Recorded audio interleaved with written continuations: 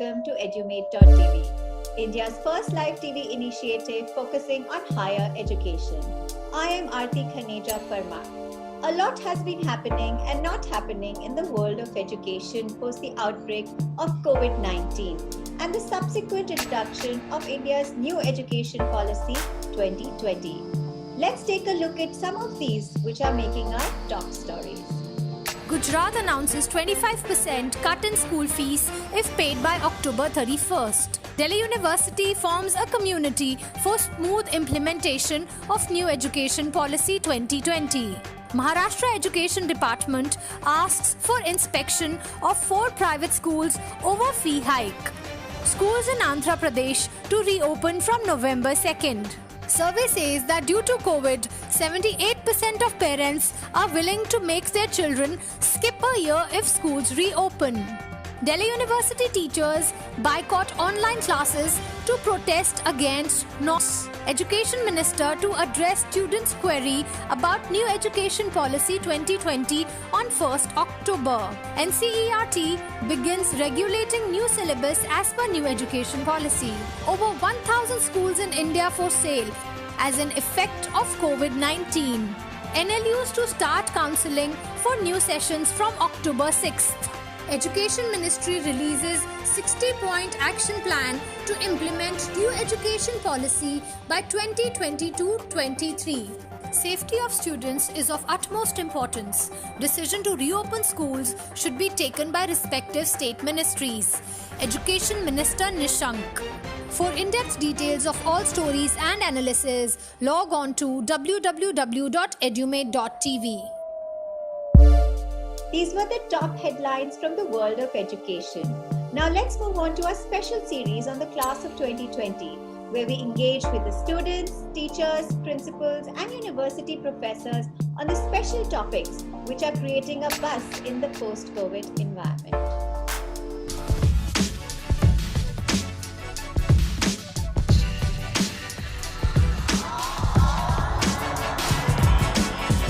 We learn to live and live to learn in what has turned out to be an unprecedented situation, an unprecedented pandemic, with history being written across the geography of Mother Earth. And a minor virus has created a major catastrophe, making each and every one of us rewind, reboot, reset, rethink, re-strategize, reformat before we rebuild a new future, a new normal.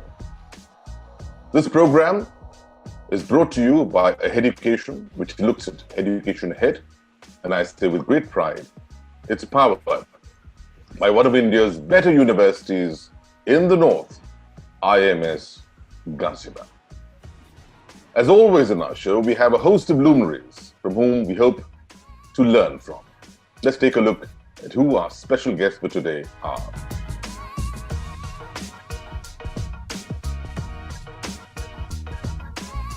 Higher education, professional education is a must. Of course, we all know that. But it assumes a unique importance, particularly in the post-COVID environment. Its importance magnifies in terms of diversity, in terms of opportunity, and also in terms of employability. What does that mean?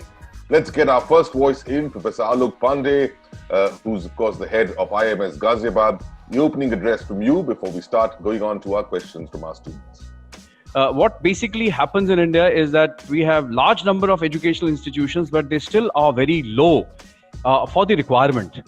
Currently around 28 million students in higher education in India, and if you really want the gross enrollment ratio to grow up to 30% by 2030, we would need a lot more. In fact, say approximately if you the total number of college-going students, if it goes up to say around 140 million, one of the highest in the world, we need to create at least 400 to 500 colleges per annum in higher education. Professional higher education is the only option for an Indian student to start working somewhere. Now, if I talk about management education, what can you do after doing management education? One, you would learn the trends in business, and you will be able to find out as to how to work your way through an organization. How, what is finance, what is accounting, how is it linked to running a business. You probably will be studying different electives like finance, marketing, information technology, international business, data analytics, and all these subjects you have never studied before. You will come to know about things which nobody has taught you in colleges. We are very clear now, the kind of colleges, the way they function in India. They have no understanding that you also need to have critical elements of thinking in your education. They have only taught you how to remember, how to understand, and how to apply. How should we inculcate the qualities which is required to be a professional? Simran wants to know, as we prepare to enter a new era of work, what will change? Do you really feel the importance of higher professional education in this post-COVID era? And Mansi wants to know, what are the important points that we should consider before opting out for higher education after this pandemic? My dear students, at this point of time, we need to focus on more of contribution, more of doing, rather than talking, rather than defining things. My dear students, these three questions which you have put up to us, let me answer these questions based on two different angles. One, that I see it from the point of view of an emotional and social angle, where we say you need to serve the society, you need to contribute for the country, you need to contribute for the globe. Second, continuing to the first point, now we say पहले हम कहते थे कि पढ़ेगा India तो बढ़ेगा India, अब हम कहेंगे कि आप करेंगे, if you do, the economy will get better. So better you do things rather than talking on things. My second point is most important, that is economic aspect, economic angle, that we need to create the professionals. You need to create professionals within you, my dear students. Now the point which you have mentioned, the question which you have mentioned, what should be the qualities for a higher professionals, a higher educationist? Let me take you through different points. Let me focus on 5 different points. First point is that entrepreneurship. Why professional education is needed? Professional education is needed to make you professional, to make you self-reliant, to make you employable. To become self-reliant, if you become self-reliant, I'm sure the country would become self-reliant automatically. Now, as an educationist, as an institution of higher education, higher learning at IMS Ghaziabad, we try our best to inculcate these entrepreneurial skills into our students through the Entrepreneurial Student Society Incubation Cell, where what we do different activities like Ideathon, like business art, like business mela, like business plan competitions with the help of our senior alumni and industry giants time to time. I am by heart a hotelier. I started with hotels. But incidentally, I fell into this line by chance and not by choice. I was actually studying economics. And suddenly an opportunity I saw, which I had never heard about sometime in 1989, about something called hotel management. I had absolutely no idea what it meant. I just applied. I got through multiple rounds of interviews and written examinations, and I joined. But before joining, I had absolutely zero idea what exactly is this line about, what happened, what will I become, how much I learn. I had no idea. I just jumped in. So there is a stark contrast from that era to this era, where I see my daughter preparing for her career right from class 8. She was very clear that this is what she will be doing in 9th and 10th and then 11th and 12th. And she has a plan A, B and C ready. That this is a plan A. If that doesn't click, there's a plan B ready already in place. And she's working on all those plans simultaneously. So there's a stark contrast. So I think because of the awareness which is there because of digitization or any other reasons has made a lot of impact. So, however, coming back to the question posed by Chetan, higher education. See, while working in hotels, I completed my graduation in commerce. I shifted after 5 years in the industry into training mode, into entrepreneurial training mode. While running an educational institution, I completed my PhD in tourism. At that time, to be very honest, I had no idea whatsoever why I'm pursuing my PhD. I was a businessman.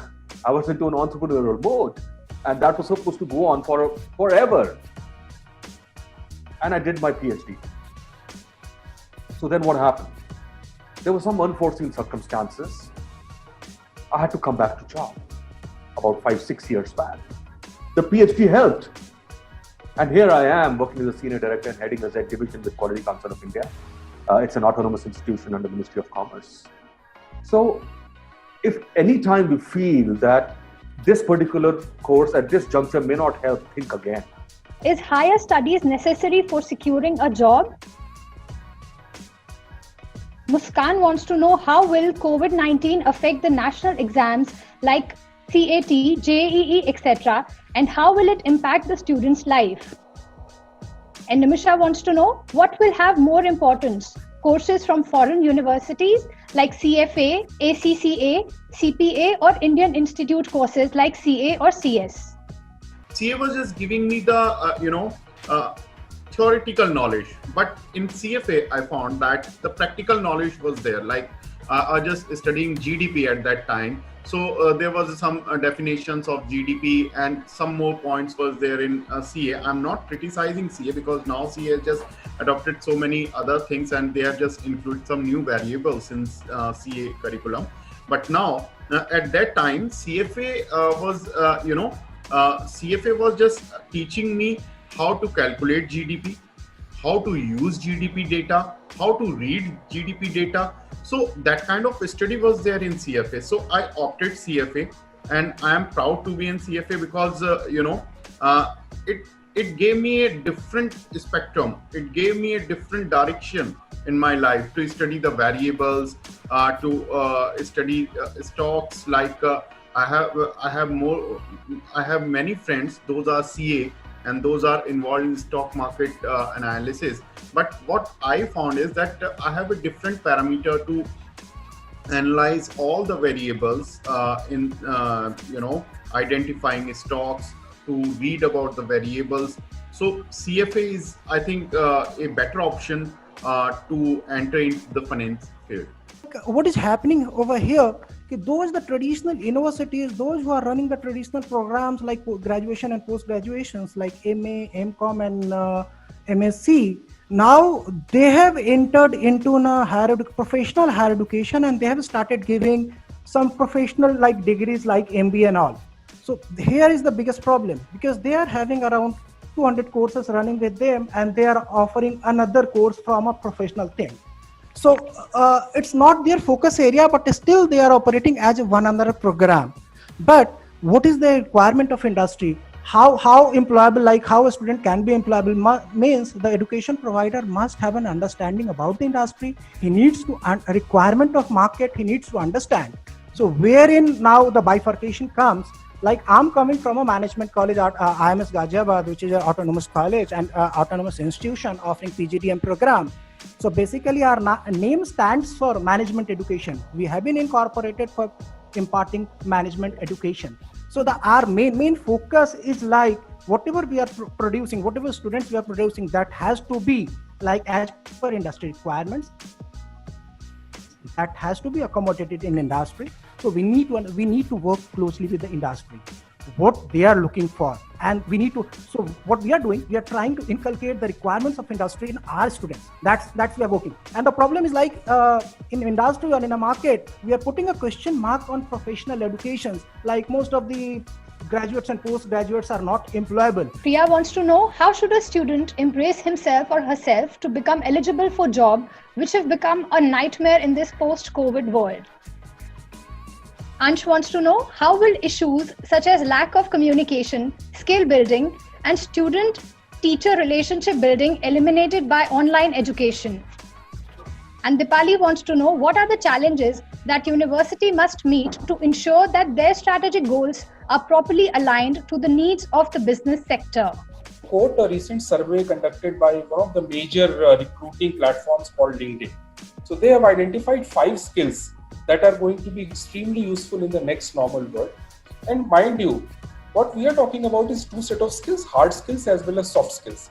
Post-COVID, one major change that has taken place is now the jobs are not going to remain a full-time 9 to 5 kind of jobs in most of the cases. They might get converted into gig jobs, where you take up a small project somewhere and do another small project somewhere else. That not only opens a large number of doors for you, that is also going to be profitable for the employers. Having said that, which are those skills which you can transport from one gig to another? Right? So these are known as soft skills. Of course, we all know that. Soft skills are discipline and company agnostic. Remember, friends, that is extremely important. As young students, you need to focus on those skills which remain agnostic to functions, which remain agnostic to firm, which remain agnostic to different employment opportunities. Specific areas, specifically, I think one of the questions that came out, I'm very impressed that, this is a battle that has been fought in any and every organization, which today they talk of communication skills. People need to communicate. If you communicate, you will be able to solve the problem. And of course, in terms of an evolution that has happened, I can give you my own example. In the area of finance that I chose, I started my career with more on the financial services side, then had an exposure in the, core manufacturing industry. And of course, last, I think, about close to 21 years, I have been in the IT outsourcing area, which is evolving by the day. And so is, typically, and for all the students who are listening and interested in finance, finance function is completely evolved. It's no longer, limited to a role where today we say that, your job is only to stack up numbers or only to eventually help us generate a P&L and a balance sheet. I think it's completely changed. We are no longer called, pure finance, conservative finance guys, but we are called as business finance people. Got my sketches with myself, and I've got 6 to 7 sketches, and I'm going to show you.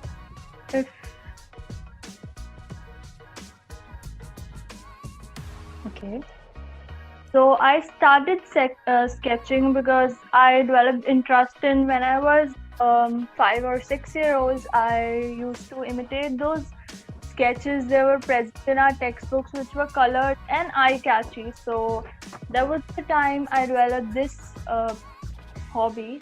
And well, it is also dear to me more than anything else. It always allows you to sit back and sketch a picture at your own pace, and you can just draw whatever you want, have fun while doing it. There are no rules.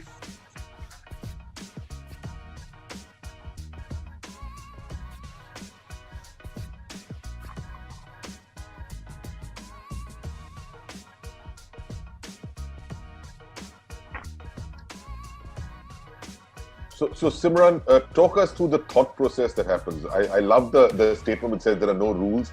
Perhaps that's the way you all wanted life to be. And do you plan to pursue this as a profession as well? What are your thoughts on this? No, sir, I don't want to pursue as anything else. It's not my passion. It's just my pace. Whenever I feel occupied by the bunch of thoughts, it is the only thing which contents me, and I feel ease with it, and it makes me happy. And whenever I feel a little stressed or something, it helps me in that. What a beautiful thought. And this is time, Dr. Surbhi Singh from the IMS, these are times when the students have been dealing with a lot of conditional issues like stress. And it's so imperative that they find their own space, because it's only when they find their own space, they'll be able to create space for others. Basically, in IMS Ghaziabad, we definitely try to give lots of openness to our students, so that they can create, they can come up with their innovations, agility, and their positive attitude. Since we are known for the professional studies, we offer the higher skill based courses. So we basically try to develop the critical thinking in our students. We try to nurture the thoughts, their deeper thoughts by our course offering.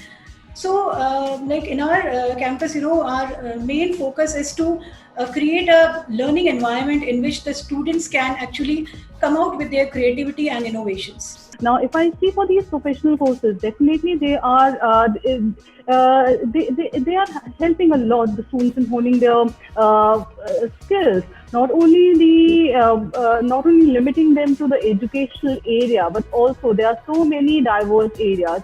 Now, if you would see for my own institute, we are providing platforms to the students where they are arranging mega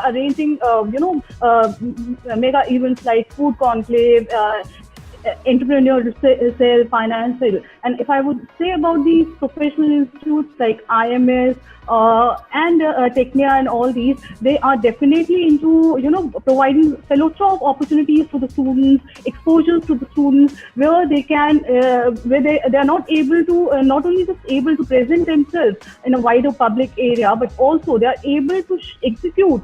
They are able to show off the kind of skill sets they have acquired during the time they have been in that institute. So definitely, it's a private-public partnership. One very interesting talent, and I'd like to take him first, simply because he's been having a bit of a power issue in his area, and by power I mean electricity, nothing else, nothing to do with politics. Sai Rohit is with us, and he's got what's he got? He's got a set of keyboards with him. What's the key to your success, Sai? Let's hear it. I'm going to play Michael Jackson and Breathless song by Shankar Mahadevan. Wonderful. We're all ears. Please go ahead.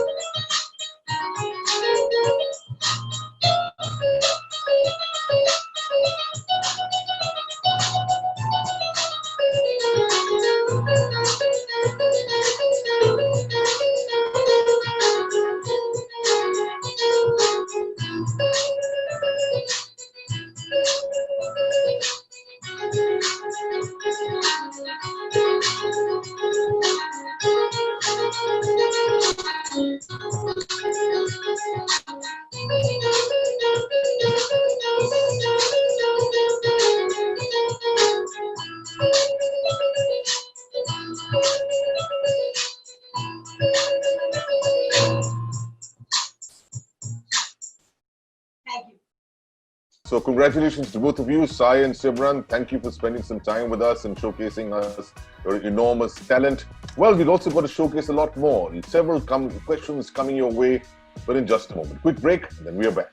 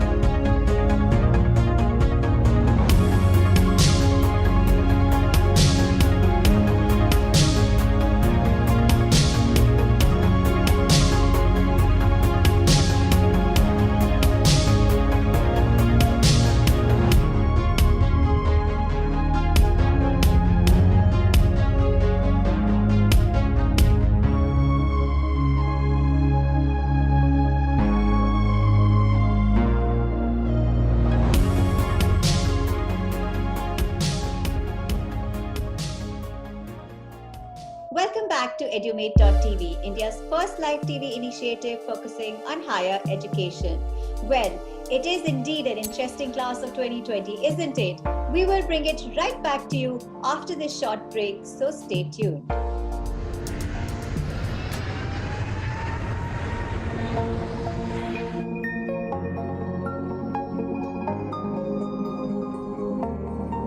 Hey, welcome to Adamus.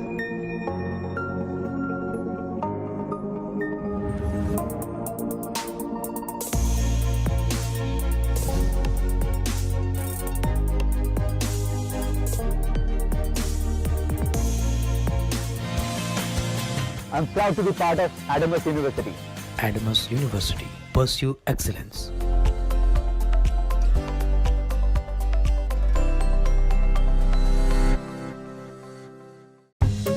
You know you are an engineer when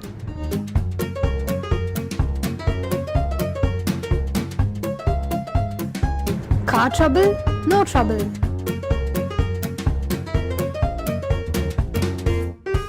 Hedge overgrown and you can't reach, there ain't no problem engineers can't solve. Engineer, what my friends think I do, what my mom thinks I do, what society thinks I do, what the government thinks I do, what I think I do, and what I really do. Types of engineers and their offices. Thanks to engineering colleges for giving us engineers.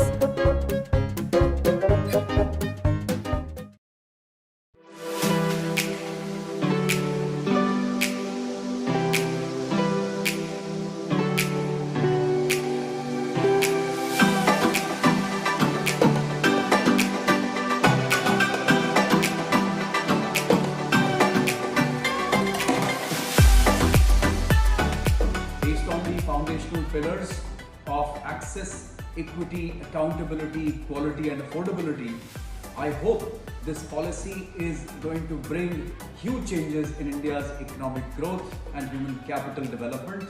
It amalgamates the best practices from several Western and Southeast Asian countries and even countries for Europe. For the first time, I'm seeing that there is a deviation from curricular load to reducing the content to the essential core. I think this is going to go a long way in producing deep thinkers in our country. The policy is too idealistic to my mind, and its practical implementation in a country as vast and as diverse as in India will be a major challenge for the government of India and for the entire teaching community. What's necessary for an educational institution is to provide conditions in which a young person or a student, when even faculty, can begin to unfold the kind of brilliance and talent that they have within themselves. And I think that the new education policy really lays down the conditions, the framework, the parameters for this to happen. So in that sense, it's a remarkable document. Well, ironically, the new education policy aims not just at education, but the entire gamut of human resource development, as it expands the lens beyond structured curriculum and predictable careers to a holistic 360-degree character-building process, as it addresses the critical needs of employment and employability, offering a creative mix of flexibility and focus all throughout the learning life of a student, as it empowers the teacher, enhancing transparency and accountability through leaner governance. The new education policy truly has the makings perfect and clear 2020 vision, provided it's implemented in true letter and spirit.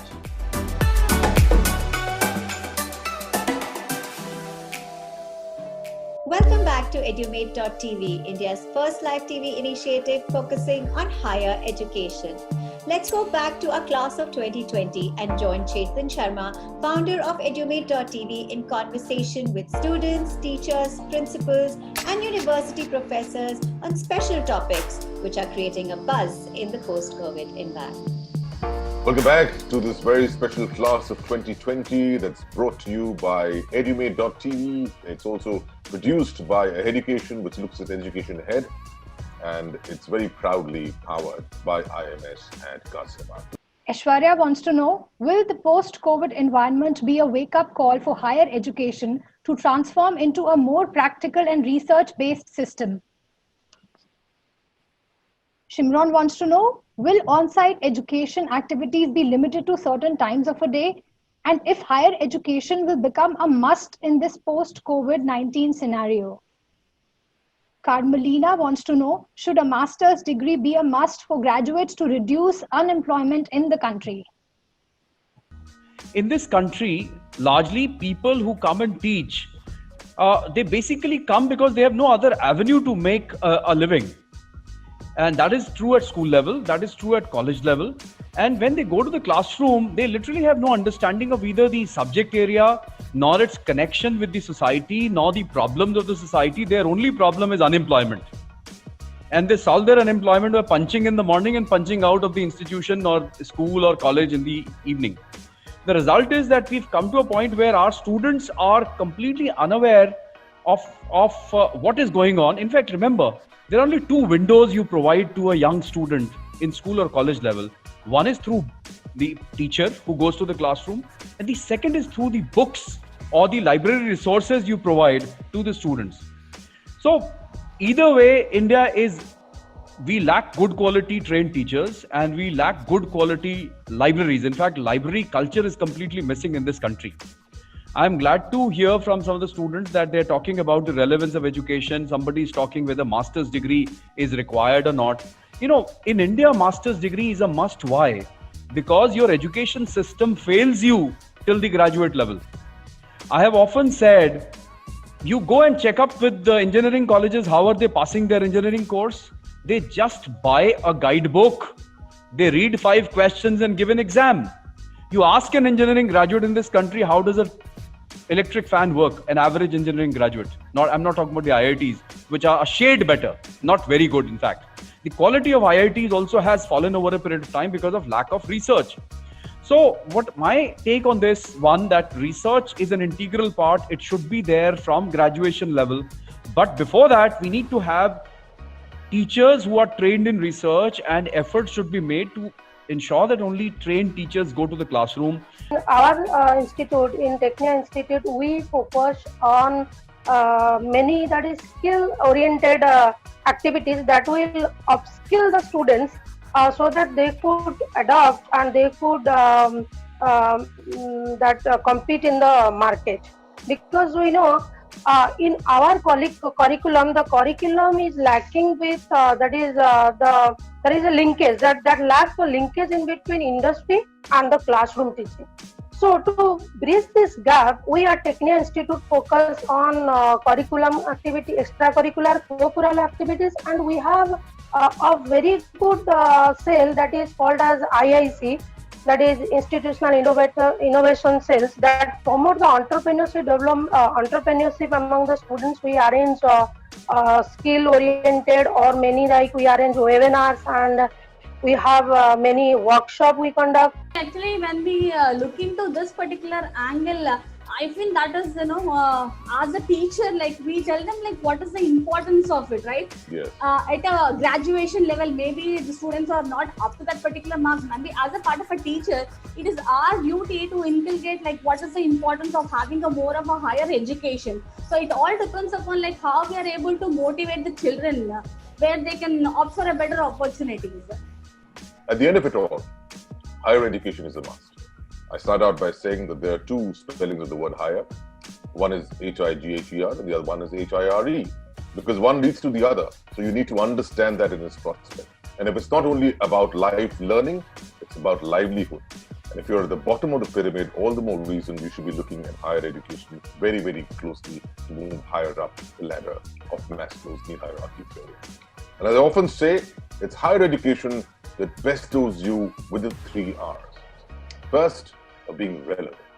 Next, of being responsive to the changes. And C, being responsible. And if you're that, then you're in the making of a very self-reliant India. Thank you for joining us and being a part of this show. As I always say, to educate better, you better educate.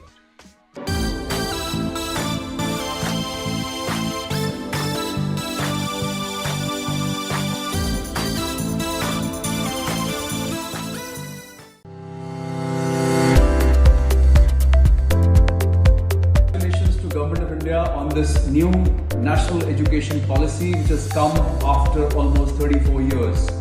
Based on the foundational pillars of access, equity, accountability, quality and affordability, I hope this policy is going to bring huge changes in India's economic growth and human capital development. It amalgamates the best practices from several Western and Southeast Asian countries and even countries for Europe. We hope that with the draft new guidelines available to us soon, we all would be there to support the government on this wonderful initiative. Namaskar.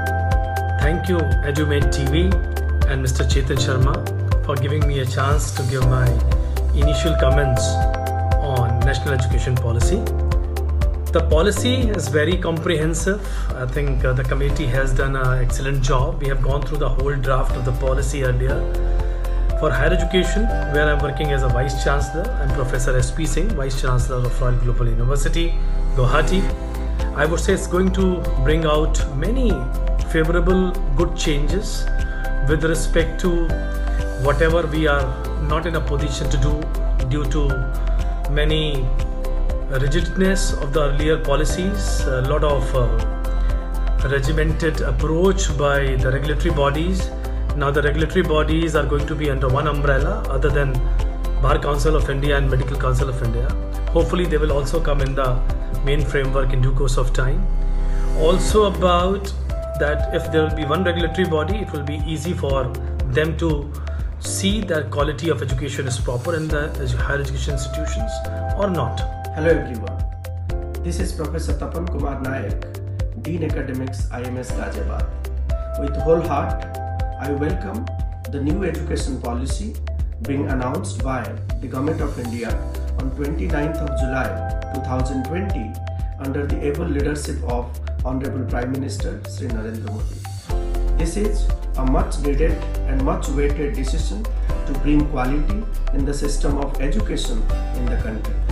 I am sure this new education policy is going to bring quality in the system of education in general and higher education in particular with the help of 5-pillar concept of education stressed by Honorable Prime Minister, that is accessibility, affordability, equity, quality and accountability.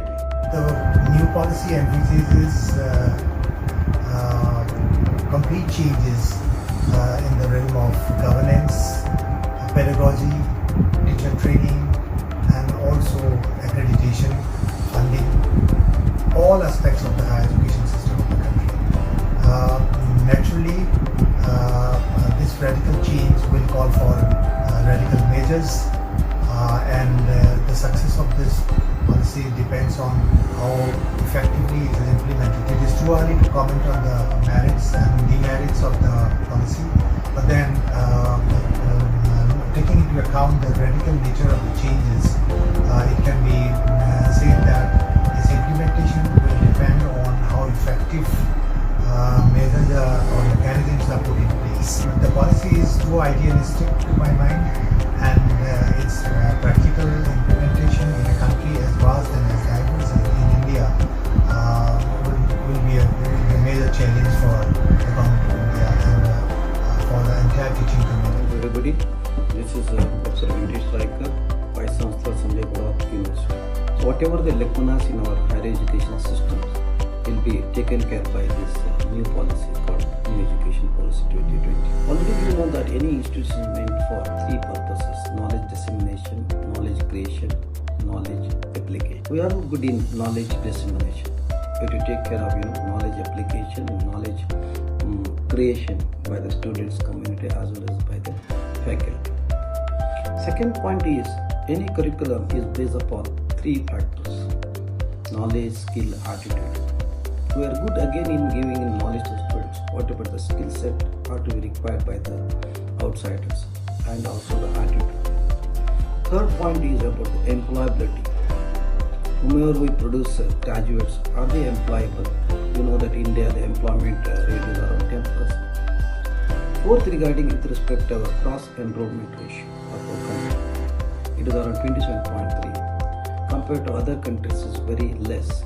If you see America or Europe countries, there the gross enrollment ratio is more than 70%. So these are the issues of higher education. And one more thing I want to say is that whether we are capable of giving an interdisciplinary approach, multidisciplinary approach, and a transdisciplinary approach, I think the focus should be more on transdisciplinary approach. I think this policy is focusing on transdisciplinary approach.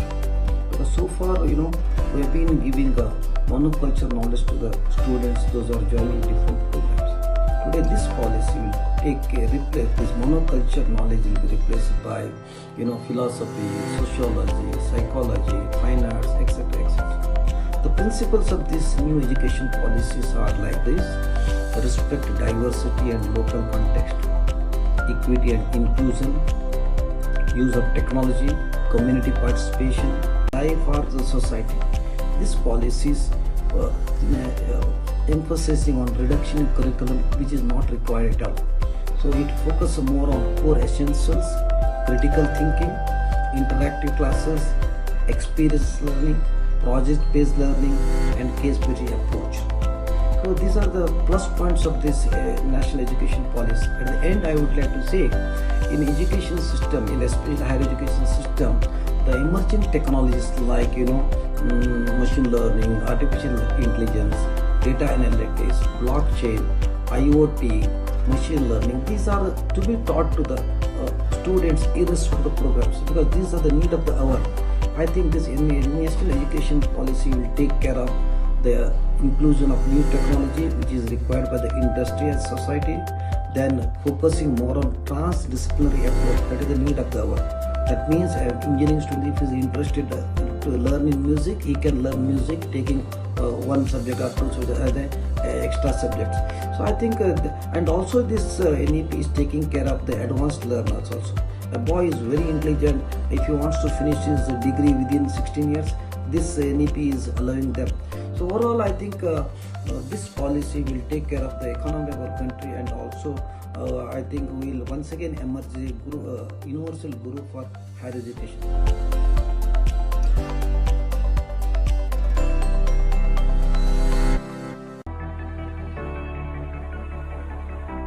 Life isn't fair, but it's still good. When in doubt, just take the next small step. Life is too short to not enjoy yours. Your job won't take care of you when you're sick, but your friends and family will. Don't buy stuff you don't need. You don't have to win every argument. Just stay true to yourself. Cry with someone. It's more healing than crying alone. It's okay to get angry with God. He can take it. Save money for the things that matter. When it comes to chocolate, resistance is futile.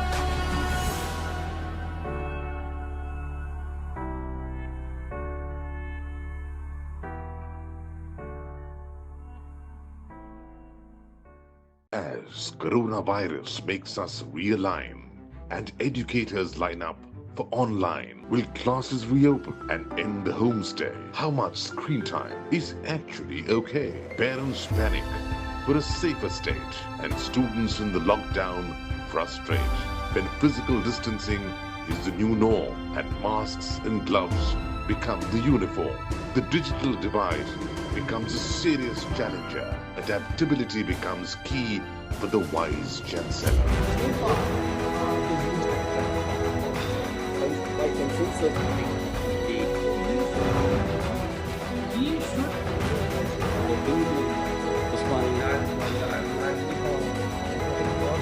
That is one little song that we want.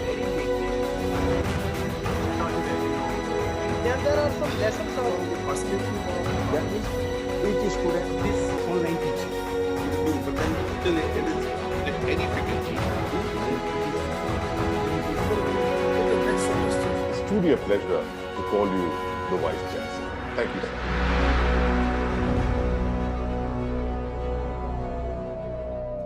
Welcome back to Edumate.tv, India's first live TV initiative focusing on higher education. Coming ahead is a very special show, The Vice Chancellor, with Dr. K.K. Agarwal, Chairman, NBA. An exclusive conversation of insights and inspiration with Chetan Sharma, founder Edumate.tv. Over to you, Chetan. Hello and welcome to Edumate.tv. I'm Chetan Sharma. We learn to live and live to learn in what has turned out to be an unprecedented situation, with history being written across the geography of Mother Earth. And a minor virus has created a major catastrophe, making us rethink, reboot, reformat, rewind, before we rebuild a new world, the education world. Now, one trait that's required to build this well is wisdom. Wisdom coming from past experiences, emanating from past knowledge, and the wisdom of foresight, of anticipation, of flexibility, to be able to embrace the future and evolve into the new normal. And to do that, you've got to have the people at the helm of institutions to be the wise chancellors. And today on the show, we have one of the wisest of all, Professor K.K. Agarwal, who heads the NBA. A man of exceptional foresight, a man who's been a signature in the field of education, a man who's been absolutely meritorious all throughout his career, who's been a beacon to India's education system. Thank you so much. Tell us, sir, about Professor K.K. Agarwal. What is it that makes him so special? You called me special, so I accept it. That's a privilege by itself. I think my journey all has been of hard work, of determination, and of a very strong feeling that I must be able to do something exceptionally good, quality in whatever I do, and that has kept me going. Talk us through your childhood and how you came up to where you are. I belong to a very below average income kind of family. I studied in a government or corporation's primary school, and I went to the school in the town of Amritsar where we lived. It was a government school, and if you feel, I mean, my first entry to the school itself is a great education. I went to class 1 like everybody does, and on the third day, my teacher of class 1 tells me, I can't handle you for the whole year. What do I teach you? You know everything. It's exceptionally good, quality in whatever I do. So let me take you to class 2. I mean, he takes me by the hand and takes me to the teacher of class 2. And he says, well, I don't think this boy has to be wasting a year. So can we take him in class 2? And the teacher of class 2 says, okay, let me try. Make him sit here, give me 3 days, and I'll come back to you. The second day, the two teachers get together. Let's say even 1 year for class 2 also may be too much, but at least we can try that. And both the teachers jointly go to the principal of the school, which we used to call headmaster that day, say, we believe this boy need not take 1 year in class 1. So we have decided to take it in class 2. And he says, okay, both of you agree, go ahead. And now why I am always very happy about this incident is, there is no application from me. There is no application from my father. There is no file of my giving 1 year promotion. There is no approval. Principal didn't have to send the file to Director of School Education, and I was promoted. And many a times in life I feel, as a Vice Chancellor also, I never felt that empowered, which the teacher at that time were. So with the passage of time, we have lost that empowerment, which is so necessary in academic world. And in lighter vein, many a time when I recollect that I became youngest professor in the world at the age of 27. If those teachers would not have been there, it would have been 28. You've had an exceptional career. We've been first almost all throughout. Talk us through that part. Chetan, after that I did pre-engineering, we used to call it that day, which was class 12. I stood first in the university and beaten all previous records. That time it was Punjab University, which was the only university in the states of Punjab, Haryana, Himachal, Chandigarh at that time. Then I studied for my BTech in Punjab Engineering College, Chandigarh. And there again I stood first in the university, beating all previous records. And somehow during those years of engineering, I did start to believe that instead of doing an engineering job on the ground, I'll be better into profession of teaching engineering students. And somehow I could succeed in getting my ambitious career and got it. And second thing I decided at that time is whatever I achieve, I will achieve from the land of India. I will not go to study abroad, I will go to lecture abroad.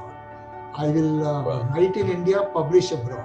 So I wrote a book from India, got it published from America. I wrote papers all from India, published 150 of them abroad. I went to about 25 universities all over the world to deliver lectures, not to study. So the point is, I thought India is a land which can enable us to do everything, and I have to prove it on the ground. The problem of being so exceptionally bright and being first all throughout, at the top of your game all throughout, is that how do you continue to motivate yourself? First of all, I do believe to some extent it's God's blessings, which is always there. But second motivation is my family, even extended family, parental side, maternal side, nobody had really gone to school also. So there was no formal guidance.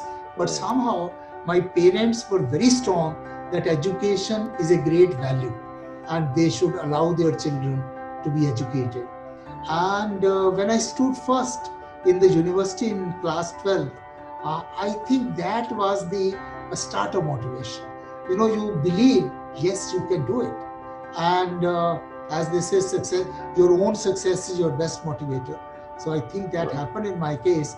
And thereafter, God kept on giving me successes and they kept on motivating me. By God's grace, I could keep myself on track, on rails, and kept on achieving to a level where I'm being able to talk to a senior person like Chetan. That's so sweet of you. Your crowning glory has to be being the founder vice chairman of the Indraprastha University, and that could not have been easy. Talk us through the challenges, talk us through that experience. Indraprastha University was a very great project for me, and when it was offered to me, it was a bit of a challenge to begin with, but the university was born. A very challenging issue at that time which motivated me in person was, I felt little bad. The town of Delhi, which was the seat of power, or not only of the government of Delhi, but the entire central government, we did not establish an engineering college for 25 years. We did not establish a medical college for 35 years, and with such a good school system. So many a times I used to talk to families and all that the bright children had very less opportunities in the town of Delhi. Yeah. And the second thing in this process was, I think girls were suffering like anything, because in our traditional system, still people were reluctant to send girls outside. So girls were practically not getting a professional education at all. And so I thought this is an opportunity which God is providing me to kill several objectives in one go, and I accepted this challenge. You currently head the NBA. Yeah. Now, not too many people are aware of the education system of this country. So just give us a brief of the NBA. What does it do? And what has been your contribution to it? This country has at the moment 2 accreditation bodies. One is NAC and another is NBA. NAC is for the total system of the junior higher education. NBA is only for technical programs. So we consider accreditation of only engineering, architecture, management, pharmacy programs, nothing else. Number one. Number two, we consider in tune with the international standards accreditation of the departments of the programs, not of the institutions. Because like all good universities abroad, we do find some institution may have an excellent mechanical engineering, but not so good electrical engineering. So therefore, we do not accredit a college as such or a university as such, but we accredit program-wise. You are accredited for mechanical engineering, or you are accredited for civil engineering, so on and so forth. So that is one difference. Third important difference is we are a member of what we call as Washington Accord. Washington Accord is a consortium of 20 countries accreditation bodies, which includes USA, UK, Australia, New Zealand, Malaysia, Canada, etc., etc. And these 20 countries have decided to evolve a uniform method of accreditation. So the purpose is, if you are graduate from an engineering college which is accredited by any of these 20 countries agencies, you are fit for placement in any of these 20 countries. So that's the great thing for international mobility. The whole philosophy was international mobility at lesser hassles when you go abroad. So that is how Washington Accord enables National Board of Accreditation to acquire a status of its own. We follow the international standards, international methodology. We are a little tough in evaluation, but I believe because this is accreditation, this is not approval. So it's good to be maintaining standards. And at the moment in the country, we have just about 15% programs accredited. So we are encouraging more and more people. At the moment, the government has issued guidelines that by 2022, at least 50% programs should be accredited. It's a purpose to encourage them to improve in the quality. So that's how we go about it. Well, obviously this requires high integrity, but also it requires a lot of flexibility, and I'll tell you why. Because the sense of dynamism now, not just in the education system in India and across the world, now with the post-COVID environment, it's even going to get more dynamic, which means there are going to be no new career options, which also means teaching us to be, interdisciplinary. So how flexible, how updated are you? And how much are you giving cognizance to India's external employability when India itself requires employability within itself? First is employability, second is employment. Employability-wise, today in engineering, whether it's external employability or internal employability, there is very little difference because technology is the same and method of working is the same. So therefore, employability is almost the same. Employment is a different question. Second is, as far as these graduate attributes are concerned, which I mentioned, they are very much more or less subject independent, because we say engineers should be able to solve complex problems. An engineer should have a sound knowledge of science. Engineer should be able to demonstrate good ethics, and so on and so forth. So these are the kinds of attributes which we have defined, which are not so heavily dependent upon thermodynamics or algorithmic design and so on and so forth. So therefore, flexibility in terms of change of knowledge is built in. That's not an issue. And I agree with you that the rate of change at this point in the history of civilization is the highest ever. Highest ever. It has never happened again. And with this rate of change, our education system has to change very fast. And frankly telling you, I'm not very satisfied with the rate of change. We have to change faster. All sorts of combinations are there in the world. We have to adopt it. I came across a student abroad. I said, what are you studying? He says, sir, I am studying medical science and economics. As a professor from India, I just cannot imagine how can you study medical science and economics formally together. It's impossible in India as of now, at least. So why I'm trying to tell you is we have to give opportunities to these types of young thinkers and students who can plan for themselves. A beautiful side of COVID, which is a very negative thing otherwise, is that we have now accepting some flexibility. I always say that our graduates now, not only engineers, everybody will have to have what they call as T-shaped personality. And from T-shaped personality, I mean you will have to have depth of knowledge in a subject, but breadth of knowledge in several subjects. Unless you do not have breadth of knowledge in several subjects, only depth of knowledge in some subject may not make you a problem solver. Well, you pointed out, of course, about one opportunity which COVID has thrown up. But there have been several downsides, several challenges. Talk us through the challenges that you think are the most poignant and the most difficult to overcome and the possible solutions. And why I say this is, and particularly for you, because, you know, you have shown through your experience, particularly, you know, with the Indraprastha University, how to make it self-reliant. And here is the Prime Minister who talks about making a self-reliant country. So what is required to make the Indian education system self-reliant post-COVID? We believe and hope that this Prime Minister will be able to give thrust to these education areas also. For example, number one, instead of doing compartmentalization in education, we should rather go to removing the boundaries. For example, I even believe knowledge and skills to be treated separately may not be very good today, because these skills are not uneducated skills of today. Today, when I say 3D printing is a skill, then he must have the knowledge of something. My takes and suggestions, which I have formally given also, let us integrate skill courses in these courses itself. And some of the combinations can be very, very unique.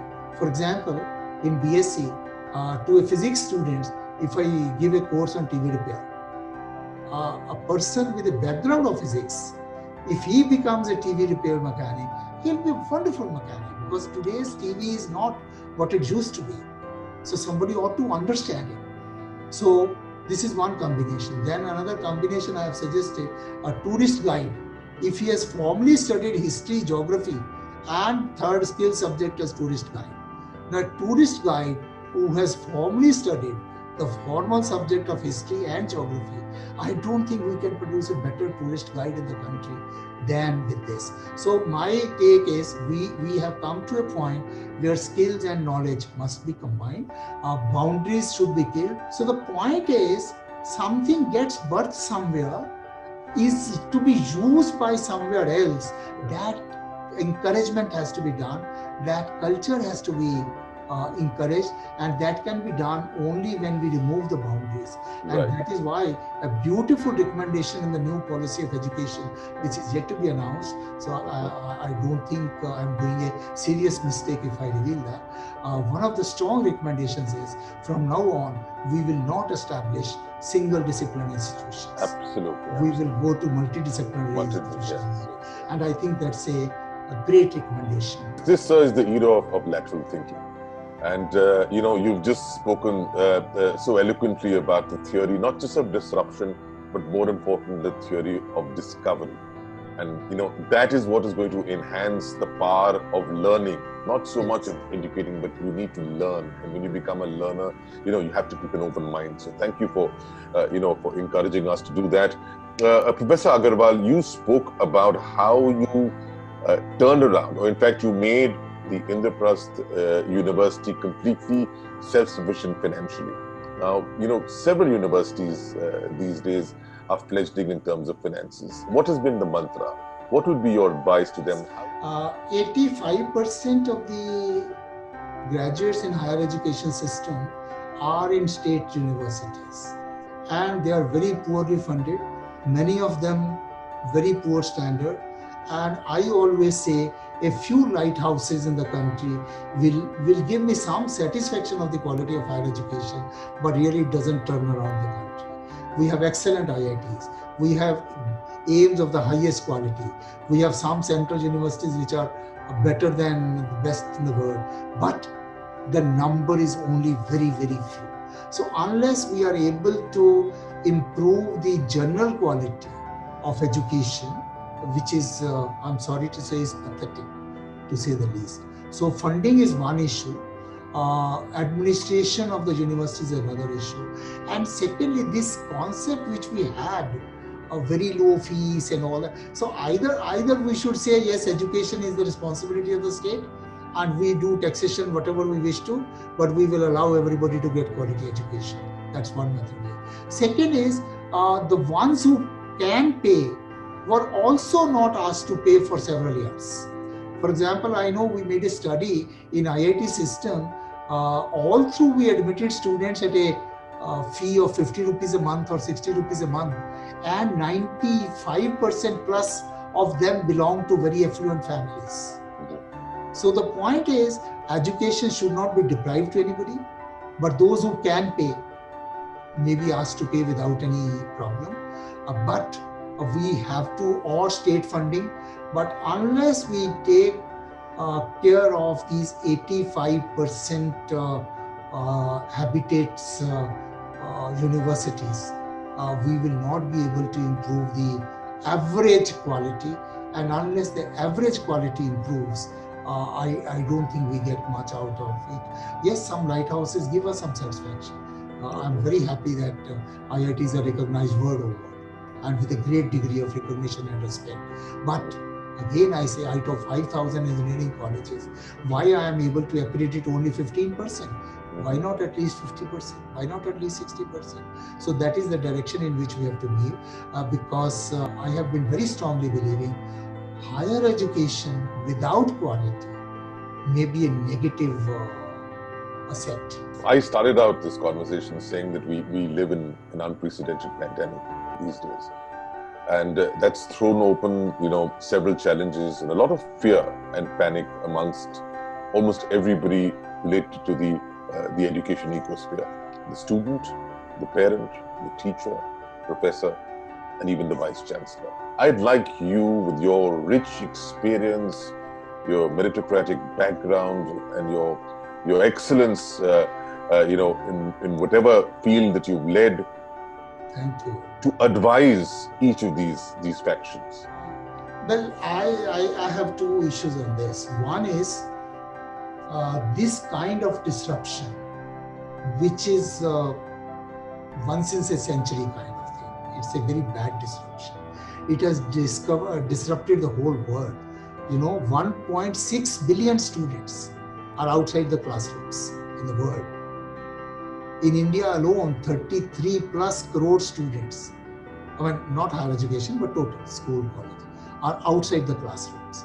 So they had to be taken care of.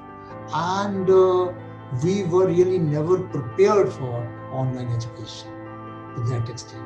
So if I look to the firefighting measure, we have done reasonably good. At least most of our teachers are trying to deliver some kind of knowledge to the students, some in very good way, some in not that good way, but it's going on. Similarly, students are receiving it, and whatever feedback I get, it's not bad. I won't say it's very good, but it's not bad. So, but that's a firefighting measure. That does not mean this can become a norm. So the norm will be when we start reopening. When we start reopening, the social distance and all that will have to remain. Therefore, I do not see in a foreseeable future that our institutions will start functioning the way they used to function in February. Because I'll not be able to put 60, 70, 80 students in a class, 30 students in a laboratory, at least for a year. And therefore, wherever I got a chance to talk to the academic world, I said you all be prepared for a blended mode of education. You will have to learn to do something online, something in the classroom. Education, I feel, will become flexible not only at the level of the university, but at the level of the university, at the level of the college, at the level of the teacher. We'll have to empower the teacher to decide, well, this I can cover online, for this I'll have to have students in the class. It will be his decision. I can't decide it. Student will have to be empowered.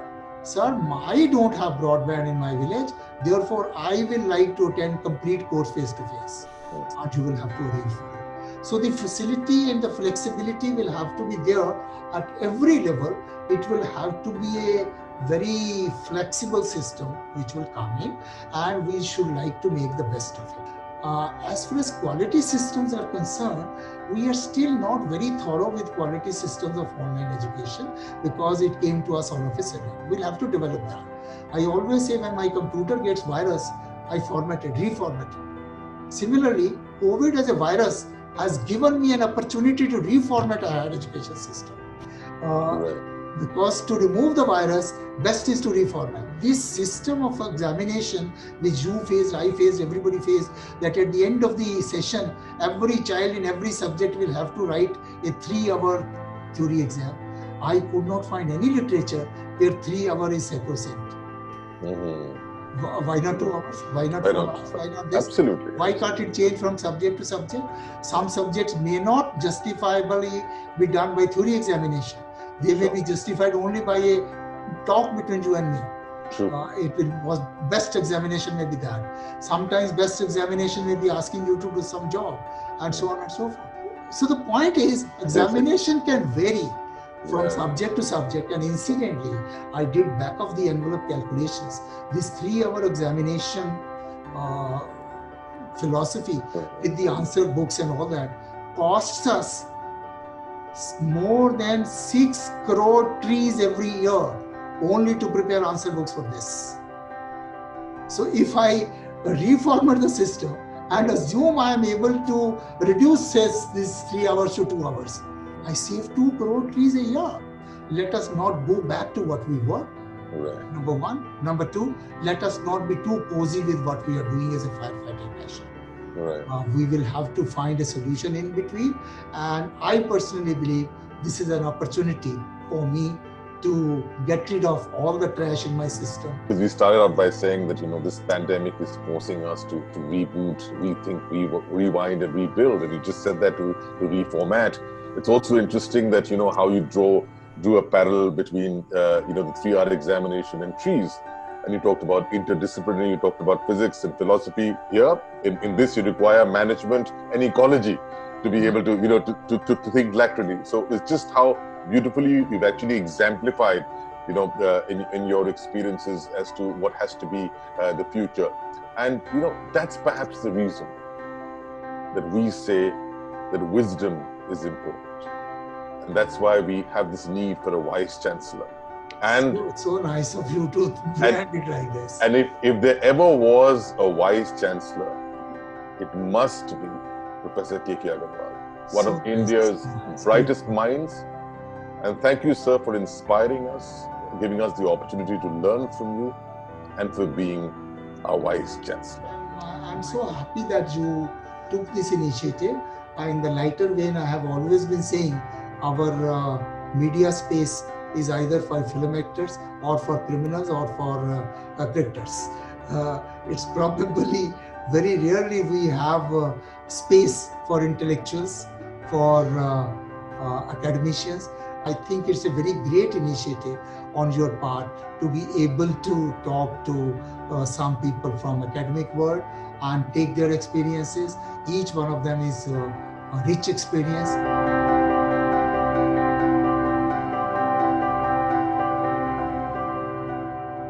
Gujarat announces 25% cut in school fees if paid by October 31st. Delhi University forms a community for smooth implementation of new education policy 2020. Maharashtra Education Department asks for inspection of 4 private schools over fee hike. Schools in Andhra Pradesh to reopen from November 2nd. Survey says that due to COVID, 78% of parents are willing to make their children skip a year if schools reopen. Delhi University teachers boycott online classes to protest against non-payment of funds. Education Minister to address students' query about new Education Policy 2020 on 1st October. NCERT begins regulating new syllabus as per new education policy. Over 1,000 schools in India for sale as an effect of COVID-19. NLUs to start counselling for new sessions from October 6th. Education Ministry releases 60-point action plan to implement new education policy by 2022-23. Safety of students is of utmost importance. Decision to reopen schools should be taken by respective state ministries. Education Minister Nishank. For in-depth details of all stories and analysis, log on to www.edumate.tv. These were the top headlines from the world of education. Now, let's move on to our special series on the new normal, Candid COVID Classroom, where we engage with industry, domain experts, principals, and university professors on special topics which are creating a buzz in the post-COVID environment.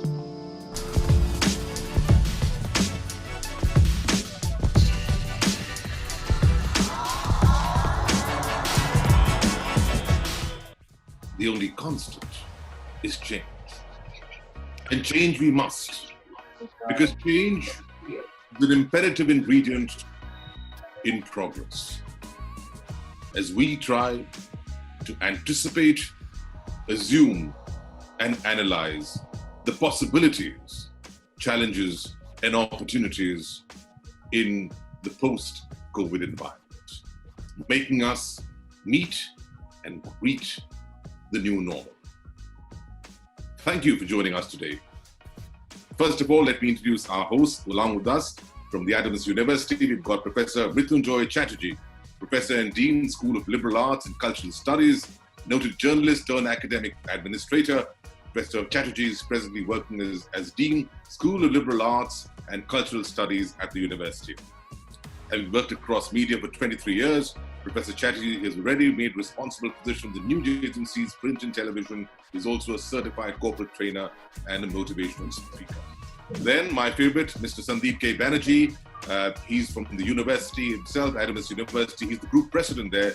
And his passion is education, counseling, and communication. He's an award-winning professional with 29 years of experience in branding, business development, client relationship management, channel management, person and people management, and vocational and formal organizations. He's also been, an out-of-the-box thinker with a proven track record of increasing revenues and streamlining workflows, as well as creating a teamwork environment to enhance productivity. Thank you for joining us, sir. Also joining us are some very, very special guests. Mr. Sudhakar Rao, he's Director Branding at the ICFI Group, graduate in mechanical engineering at the graduate level, who went to IIM Bangalore for his PG, and has recently completed a specialized program in design thinking in MIT Sloan School of Management. Sudhakar has started his career as a brand manager and moved up as the SBU head and director. He's an outstanding professional. I know that personally as well as professionally. In a career spanning over 20 years, Sudhakar played multiple roles of branding, marketing, corporate relations, international operations, to name a few. In the last decades, he's dealt with sectors like textiles, food, education, where he's not only launched many brands, but also nurtured them towards their rightful position in the marketplace. He's also the co-chair for the Education Subcommittee for FICCI in Telangana State. The areas of interest include innovation, technology, entrepreneurship, diversity, inclusiveness, design thinking, apart from branding. Professor Dr. Harcharan Singh Dhaliwal is also one of our special guests from the Eternal University. He's the Vice Chancellor there. Thank you, sir, for joining us. 50 years of teaching and research experience. Retirement from IIT Roorkee in 2011. He joined the university as a professor of biotech. Now its Vice Chancellor for the last 7 years. He's guided 20 PhD and as many as MSc students. He's published more than 250 original research articles. He's carried out 30 research programs funded by national and international research organizations and has actively participated in several task forces. Thank you very much, Professor, for joining us. It's a privilege and honor. Dr. Devendra Pathak is also our special guest of Om Sterling University. He's the Vice Chancellor there, 47 years of a massive experience in the field of education, Nations Development Program in the areas of project evaluation, demographic studies, manpower planning, among others. He's won many prestigious awards, including one of the most influential VCs of India, the Indira Gandhi Excellence Awards for Outstanding Achievement in Higher Education. What a pleasure to have you, Dr. with us today. Also, a very special guest, Professor Alok Pandey, Director of IS Institute of Management Studies, IMS in Ghaziabad. He's been a member of the Governing Council of IMS. He's an independent director on the board of CSC, E-Governance Services India Limited, which is, of course, the Ministry of Electronics and IT of the government. He's a member of the key corporate governance committees, board of directors since 2017. In addition, he's a member of the Education Committee of the Confederation of Indian Industry and on the board of several other non-profit bodies. He has to his credit over 24 research articles in peer-reviewed ABDC and Scopus index journals. He's authored and edited 4 books published by international publishers. He's an outstanding speaker and analyst. What a pleasure to have you, sir, with us. Then Savita Das, principal of Chakdaha Model School, 10 years experience. This is a list of principals now that we have, a very special list of invitees with us. Chakdaha Model School in West Bengal. Today, of course, we are concentrated on the eastern part of this country. We've been doing white paper from state to state, from city to city, and today our focus is the east of India. Mr. Deepu Sharma is principal of the Gyanam Academy, Vishwanath in Assam, a leading educational institute in Behali. He's postgraduate with a special degree of B.Ed as well as DEIED. This has been awarded Bharat Ratna, Dr. Baba Sahib Ambedkar National Award 2018 and Northeast Shiksha Ratna Award 2019, organized by the All India Journalists Union. What a pleasure to have you, sir, with us. Then we've got Mr. Dwijen Mahanta. He's principal of Chariali Girls Higher Secondary School in Assam. He's an actor as well, a photographer, and the principal joined as a subject teacher of economics at Dekurai High School and transferred to Chariali in the HS and MP school. Lovely to have you, sir, with us. Then we've blessed to have Suvalakshmi Bhattacharya, Vice Principal of Haryana Vidya Mandir, where she's held earlier positions, apart from the current one, in senior school coordination in the HOD English, and she's been the house mistress of the CBSE board examiner for the last 23 years. Thank you, ma'am, for joining us. Mr. Pala Shah, principal of Sudhir Memorial Institute in Madhyagram, Kolkata. He's a defense background. He's done MSc in physics. Presently, he's working at the principal of Sudhir Memorial Institute, Madhyagram in Kolkata. It's CBSE affiliated school. Altogether, experience of 20 years in the field of education. And also finally, my final lady on my list, Rituparna Bose. Ma'am, thank you for joining us, HOD and Technical Coordinator of the K.E. Carmel Group of Schools in West Bengal. She's a B.Ed postgraduate in English, Technical Coordinator and Head of the Department of English at the K.E. Carmel Group of Schools. She's a teacher and a motivational trainer for the last 12 years. She's been training and with administrative work as well, developing study materials, micro-schedule. She's dedicated is to provide students with appropriate learning activities, adventures designed to fulfill their potential for emotional, intellectual, social, as well as physical growth.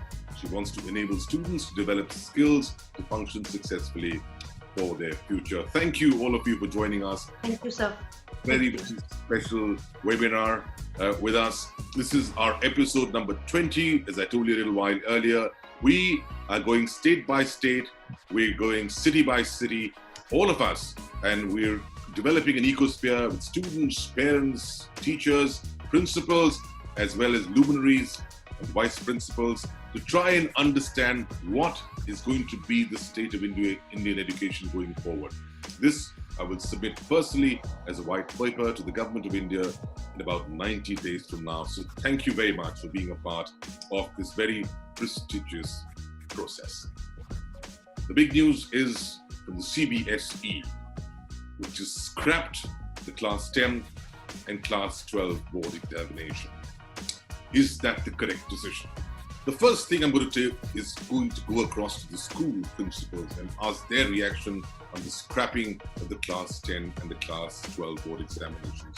Was it the best decision to be made? The reason why I ask this question is simply because it required the Supreme Court to take several days of deferment before they decided, which means that there was a lot of friction, a lot of conflict, a lot of debate, a lot of issues at hand to consider. So let me start with Rituparna Bose and get a purview from her. Do you agree, ma'am, that the examination should have been scrapped, and does it impact anybody negatively at all?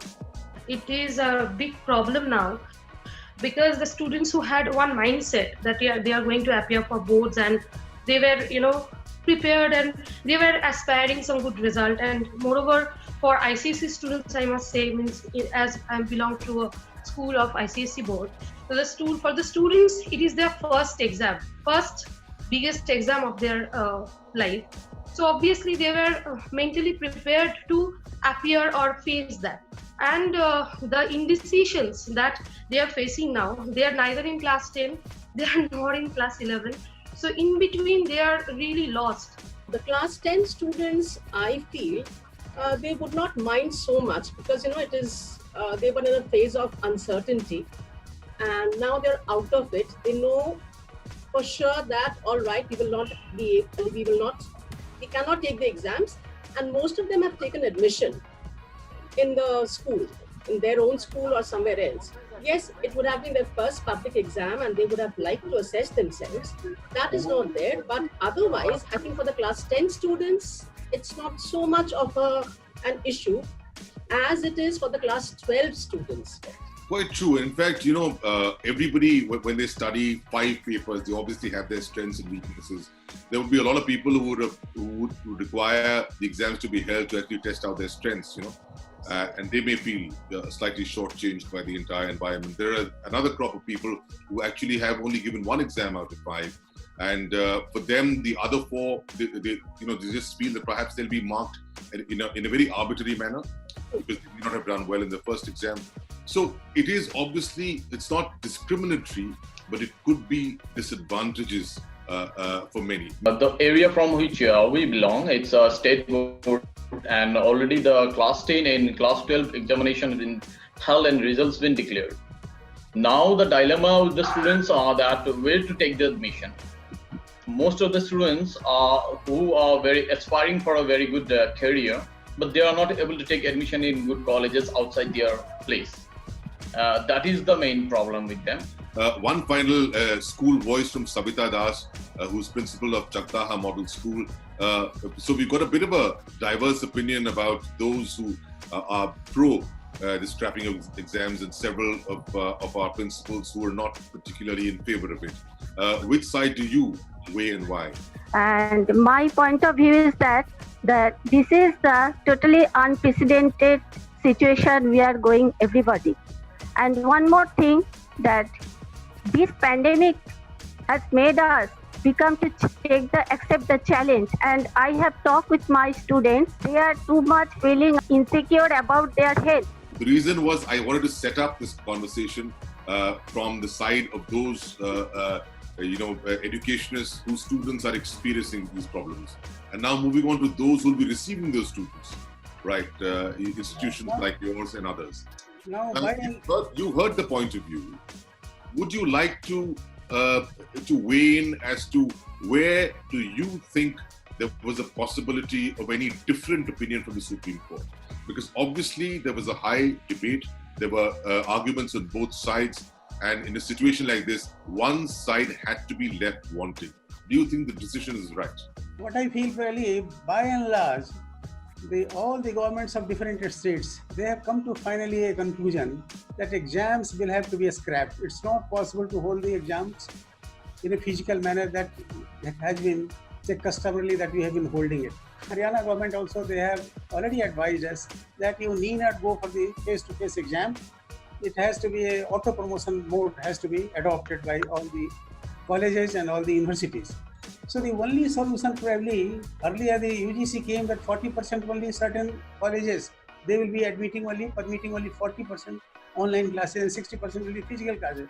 But now finally it is converging that probably the only solution lies that at least for this academic session, say up to December, we should go only for the online teaching. Professor Harcharan Singh Dhaliwal ji, will this in any way now what is the decision has been taken? Is it going to change or alter the assessment process, the admission process of the universities and colleges? I don't think it's really going to affect the admission of university, but again, by scrapping the CBSE exam, the 10 plus 2, etc., is not going to affect at all the bright students who are going to seek admissions in professional classes like engineering, medicine, veterinary, or in some of the, one of the best colleges or universities of the country, where the admission is always through the entrance test. So these tests are always only the essential qualification. You have to have 50% marks. Rest of that, your admission depends only on your performance in all these entrance tests. So I don't think really for mediocre student, the scrapping of these tests is any way going to affect their admission. 1/3 student in the country are expecting their final degrees, postgraduate degrees, and these degrees, again, we have big problem, and that's another issue we probably have. That is agenda 2 to discuss, then I'll like to come again to discuss that issue as well. Thank you very much. Interesting demarcation between the bright students and the lesser bright students, and the advantages and disadvantages there. That's one way of looking at it, and I think a very insightful way. Professor Alok Pandey, you worked very closely with the government. You've been on several bodies. Could you elaborate on the thinking of the government in this regard? Because obviously there was, a lot of internal debate before the decision was taken by the Supreme Court, although of course the government influence was paramount. Thank you, Chetan, and thank you for inviting me here. Let me tell you, one of the biggest problems which educationists don't think in India is that we still are a country which has an education system created by Macaulay and Bentinck. So Lord William Bentinck and Lord Macaulay gave us something that, please produce clerks for the Britishers, and our education system largely produces clerks for the country. And of course, we as teachers who work with the systems, often we are told that, teachers talk too much. By whom? The bureaucrats. So when you look at the bureaucracy, often the decision making is not on a very strong footing. In our country, what happens, a joint secretary level officer comes in, another joint secretary sits on his side. Initially, ICMR Director General used to sit next to them, and now nobody comes. So, rest assured that the decisions which have been taken, wherever they've been taken, the examination cancellation decision is largely a Supreme Court decision. The government has nothing to do with it. Even then, the Karnataka government is organizing its class 12th exams. CBSE has also given a choice for the exam. It is only a very small board called ICSE board, which is a very minuscule proportion, probably 70,000 students appearing in its exam, which has said is going to use for 10th. Probably CBSE has followed the code guidelines, but for 12th they have given the idea. The second part of it is that when was and which government of this country was interested in education? You've been spending the lowest per capita GDP on education for the last 70 years. It's 3% of your GDP, and this 3% of GDP is for a population of 140 crore people. Now the point is, as you go ahead at looking at the way we look at education in India, it's not a priority. So you have initially public universities which are now in a very poor state of affairs because of fiscal and financial indiscipline. Now, in any case, for last 30, 40, 50 years, our universities have only printed degrees. And this is akin to, inflation in the economies when you print notes. So the fact is, this COVID crisis is a wonderful way to look at where we were, what it has done to us, and what should we do. But rest assured, our decisions are not very thoughtful. They are not very research oriented. Once again, whose education are we talking about? Are we talking about 500 million lower middle class people, upper income people? Or will we ever talk about the remaining 800 million people who are on the roads during the COVID disaster? So the fact is, somewhere down the line, education in India still is a preserve of the elite. It is the middle classes. The lower middle classes also don't get it. There's a very high fee structure in the private sector, and there's a very poor structure of the government system. this is a very serious debate, I believe. Thank you very much for organizing it. It's not about holding exams or not holding exams. It's about whether our education systems are specifically going to get out of the clutches of Lord Macaulay and Lord William Bentinck, and we'll stop producing clerks. Exams or no exams, they don't matter. You take the exams or don't take an exam. The quality of the student will remain the same. The reason why we started out with it, because that is a problem for several of the schools, up at hand. But did you think a far more creative solution was possible at this stage, sir? The strong message that we have sent is that we are not assessment obsessed. The assessment obsession is something different from education. Education is to learn for life, for lifetime as well. And in an unprecedented situation like this, if we can give up this obsession and focus on what is actually required for us, yes, this message of foregoing the examinations and not insisting on writing the examinations come what may is a very good message that we have all given. So as parents, as teachers, as institutions, and as government and regulators, all of us have together given this very interesting message.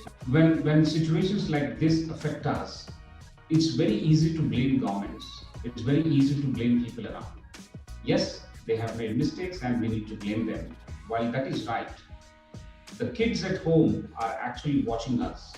We are the role models right there. What kind of decisions for home we have taken, what kind of decisions for society and the neighborhood that we have taken. We are watched constantly. It's not just a regular tool that has been actually put in your face and then the lectures are going on that is going to help us. It's not the tool, but it's the whole school. It's the platform, it's a way of thinking. Have we communicated to the student that we are a school even online? We are not just a tool. I think that's a very, very important thing that very few people have done. Just give the freedom to the teachers and the faculty members. They would come up with solutions that are extremely interesting. In the entire value chain that we have, who is closest to the student always? The closest to the student always is the teacher. Teacher is the architect of your technology. Teacher is the architect of your curriculum. Teacher is the architect of planning and inspiration for the student. I mean, I would like to very quickly share here that the three important phases in which this has emerged is one, first phase of confusion. What's happening? I didn't know what is going on, and then coming to terms with it, and then deciding to do something is phase one, settling down phase. The phase two was actually building up infrastructure phase, where people have latched onto any tools that were available and then reaching out to the student, because no teaching is not good. That was phase two. And phase three is basically a maturity phase where you will have to differentiate yourself. Every school, every college will have to continue to differentiate themselves by delivering what is expected of us in line with the school philosophy. So those who are at phase three much early in the game are the winners. And I'm sure all of us can do a self-evaluation and see where are we and which phase we are. CIT, confusion leading to infrastructure development, and finally leading to differentiation, which is very critical. Sandeep K. Banerjee, the last word with you on our first segment. You've heard a variety of views on first starting with the board examination, then what the government need to do or could have done, and also what is the responsibility of educators, edupreneurs, and educrats. At Adamas, I know that you have a huge incubation of innovation. So where does your focus lie now when you've heard so many, a variety of opinions? Thank you, Chetan. Now, one thing which I loved when Mr. Rao was speaking about is that what are we talking about education? So first, the decision is right, but my understanding is the decision is delayed. And if we have delayed the decision, why did we wait for 3.5 months to decide what to do? The online training of education had started in the year 2010. The entire universe has moved into that. The entire assessment has moved into that. Why did we take 3 months' time to even realize that assessment cannot be done in this situation where we cannot put the country to risk? If we are apprehensive about what is going to happen to the future of students, it is our mindset. We are not in generation next. We have to look at generation next. We need to have ready solutions. That is where we lack. I think that's where we have to come through. And that is what is going to protect this nation. Intellectual capital of India, or the IQ level of Indian people, and the Indian generation which is getting into education, where first generation educators are more. I think IQ is not a problem. The intelligence is not a problem. The base level is not a problem. But the approach. Yes, Dr. Rao also mentioned about something which I said, commit to memory, vomit to paper. Because external assessment, we are actually fooling the assessor. We mug up things and we write down to get marks, which helps me to get into education, higher education, which is incorrect. Today, cancellation of examination is opening up our eyes that we have not done our studies the way we should have done. You know, when we talk of a relationship of a teacher and a student, it is a relationship of a judgment. A teacher becomes a judge. I mean, in today's world, we cannot say that. I know of students who are more knowledgeable than what I am. Today we are talking of online education. The students are much, much ahead than what we are. The technology knowledge, they are much, much ahead. I mean, for heaven's sake, let's not put our mindsets into their heads. Welcome back to Edumate.tv, India's first live TV initiative focusing on higher education. Well, it is indeed an interesting candid COVID classroom, isn't it? We will bring it right back to you after this short break, so stay tuned.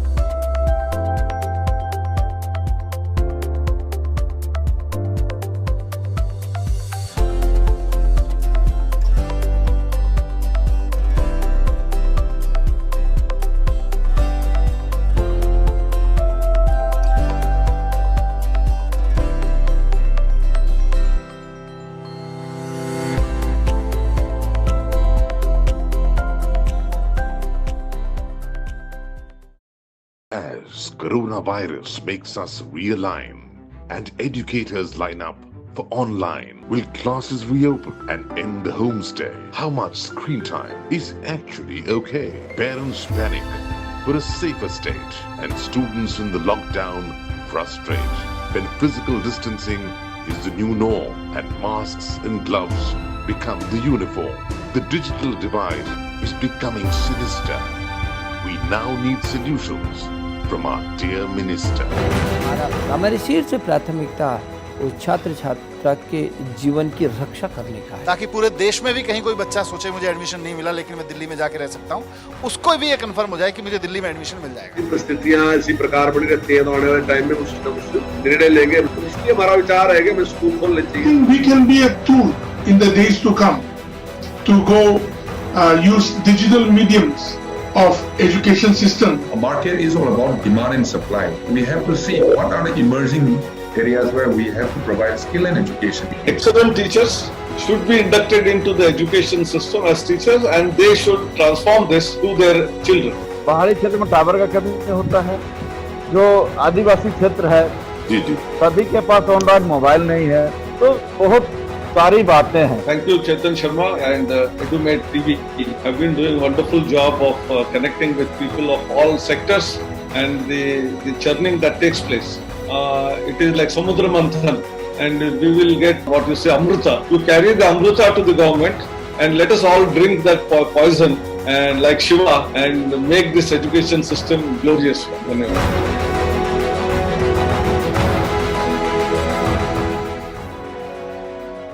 Welcome back to EduMate.tv, India's first live TV initiative focusing on higher education. Let's go back to our new normal candid COVID classroom and join Chetan Sharma, founder of EduMate.tv, in conversation with the industry, domain experts, principals, and university professors on special topics which are creating a buzz in the post-COVID environment. You spoke about that this country has the IQ. It does. You said this country has the EQ. It does. Perhaps what's missing is an AQ, adaptability quotient, which needs flexibility, which needs you to think out of the box, is what you mentioned. And above all, I think the PQ factor, pragmatic quotient. You've got to be pragmatic and realistic to take this country forward. And pragmatism has to be steeped in practicality.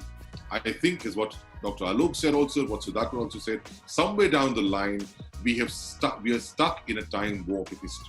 And we need to move forward, but we have to start the process. We just cannot rely on what we've been handed down, because our next generation, the youngest generation in the world, needs that, if nothing else. But I'm going to take two more headlines of today, and then I'm going to come back to another raging debate on online education. Let's take a look at the two other big stories. This is on the university side. The UGC has notedly said it's against final examination. It wants the new term from October. And, well, Maharashtra has also said that there are no final exams for a professional as well as a non-professional course. These are the two stories that have come up today. I'll take a quick word from Mr. Pathak to understand, is he in favor of the fact that the new session can start in October, that, and of course the UGC's recommendation of scrapping the final exams or the final year? Education being the state subject and normally the university being enacted by the state governments, so all states, they have separate views. And now, as just now you have flashed the news that UGC also is of the opinion that only the new batch will start only from October.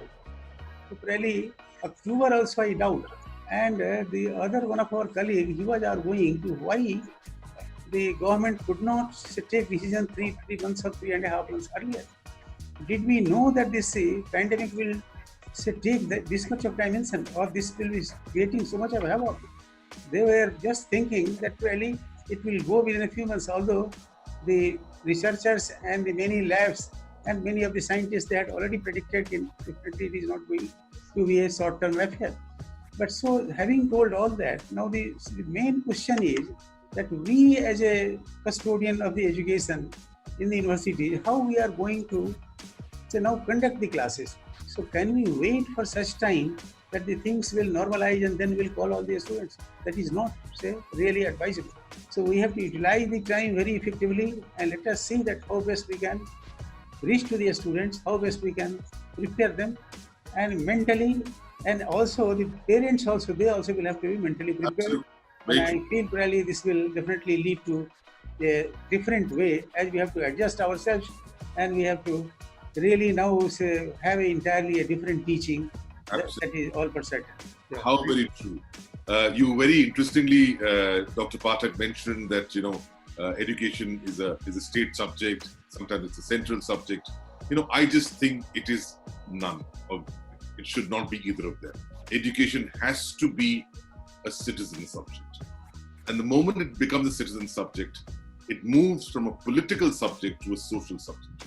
And I think the character of education, unfortunately, is so steeped in politics that you have these debates at arbitrary levels with people who are not even connected to the education system and are so de-aligned and polarized with the people who are actually suffering that you have decisions which are taken at whims and then they're opposed simply because a politician has to oppose something from another political party. I think that's the state of affairs. But thank you for your insights. Very, very critical to let us know that, October also, we're not quite sure whether it will be possible. I'll have a quick reaction on that from Professor Dhaliwal. There's no point of postponing the next academic session till October.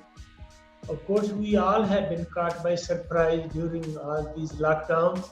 We are not prepared for online teaching, examination, but many of us have managed. So there is a very favorable proportion of 30% practical, 60 or 70% theory, etc. For theory, we have done wonderful job. There is no problem. But we have not been able to conduct the practical. We have not been able to help the postgraduate students for their project work, for their dissertation, etc. Final year students, which are almost 1/3 of all the total students going for higher education, all the private, all the public university institution, Dean University in the country. Thank you for bringing that out. When the Prime Minister of the country goes on record to say that we have to learn to live with this pandemic, right? Not live with fear, but we learn to live with it in a safe, secure, and a pragmatic manner. And to build a self-reliant country, I think the message is very clear on the world. Now, one part of this entire debate, which has been raging in this country, has been online education. And the education department, in fact, the UGC Vice Chairman, Dr. Bhushan Patwardhan, he says that education should not be automated. I've been patiently listening to across people. People are very worried exams not happening. Who are the most important people who suffer? Are the quality students. Most of the students are very happy, exams are not happening, or they are also quite relieved that they have or what to study for the exams further. They will be evaluated, and God willing and board willing, I think people will pass mostly. But the basic thing of quality judgment is the differentiating factor. The board is a very powerful organization, and why do we get ruled by people who don't understand education? 70 years of independence and education still gets less than 3% of the GDP. Are we really very serious about education? Are we really, do we really want to compete with the other emerging forces in the world? We are all talking about safety, security, and hiding away from Corona. Who gives me the assurance that in October Corona is going to go off? Corona is going to stay, and we have to. Why are we underestimating the quality and the judgmental ability of students? Why can't they also take measures? Why can't the schools also take measures? And education has to go on. This is not the correct way of delivering education in the country. Absolutely. I think every principal, every educationist will be with me on the same page on this purpose. Thank you. I'm going to now quickly go across, each of our speakers and give them about a minute to talk about the online education part, because that's the big news that has just come out from the UGC, which says that education should not be automated. So the question is, should it not be automated? And if not, what is the option? Rituparna Bose, quickly, Are you in favor of online education? More importantly, if you are you prepared for it? Do we have any other choice, sir? Online education has become the only way out now. We are dedicated to provide quality education to the students of suburb areas. So the challenges are more for us. Initially the first biggest challenge that we all teachers are facing is to keep the students on board while we have to keep them away from the other distractions of the social media and all. Secondly, this turning teaching materials into digital format at short notice has been a challenge, as only a few teachers have strong digital and ICT skills. Both teachers and students are facing internet connectivity problems most of the times, and still we are trying our best to provide them with the best education possible. Subbalakshmi Bhattacharya, online education, a boon or a curse, and are you prepared for it? Now, our primary concern in this present scenario is to ensure excellence in education in a very seismic era. And there are challenges for everybody, for all the stakeholders, the parents, the students, teachers, school management, the government. The virtual platform is the place where the teachers and the students are meeting. So that is the area that we need to strengthen. And strengthening the virtual platform, that is making it accessible for all categories of students in every nook and corner of the country. That should be the primary concern, and providing quality digital education. So that requires a lot of things. That also involves the upskilling of teachers, quality digital content, which of course CBSE is providing, like the Diksha app is there, the Diksha platform is there, which is a very rich repository of e-learning. So what we need to do is have this blended learning, innovative schooling, where the parents, the school, they have to come together, collaborate, so as to ensure that the children get the optimum kind of learning under the circumstances. We have to take care of the mental health of the children, which is of utmost importance in these circumstances. We cannot maintain the equality among the students because some were rich and some were very poor, who had not a single Android phone to contact with us. Even our teachers, 80% of teachers has no any Android mobile phone in our location. So it is, I think, impossible to continue the online teaching. Thank you so much for bringing out that point of view. There are reasons why we have good men like you as a part of this this very important debate for this country. That is to highlight the divide which this country seems to be facing, particularly on the digital front. It's something which we cannot possibly allow to happen for the future progress of an all-inclusive society.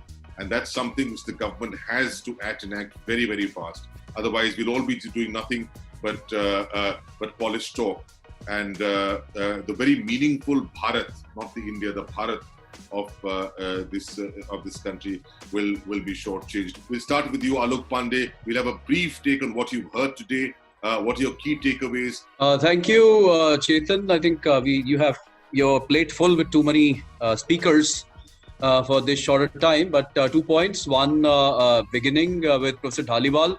Government is wrong for delaying the session. They should immediately open the session. We have 150,000 people dying on road accidents. Do you stop driving? Do you stop riding two-wheelers? Diseases happen, and it's a very mild disease. It's just 2% mortality rate. What I really understand is that we have bungled on the issue of education. There's something called herd immunity. There's a data which has come from UK. It says the number of deaths in a society over a period of time, whether a pandemic or no pandemic, is always equal. So you lock down people, they'll die of pandemic, their immunity would go down. A lot of people who are diabetics or people who have cardiovascular disease will also die because they're in a lockdown situation. So young students have to be allowed to come out. The government is completely wrong on the issue of UGC, not saying that online is not a solution. They are wrong again. What is important is a blended learning solution You need to have online education blended with learning management systems where both objective type, multiple choice questions can be asked from the students, and also you can have open book examination kind of things. And these are things which are being, MOOCs probably are not the best way to learn. But the worldwide exposure and worldwide research, I myself in my institution, I've got a fantastic library with almost every particular database and resource, and we did our final research projects of the second year in April through that. Every student was able to log into the library and he did the research.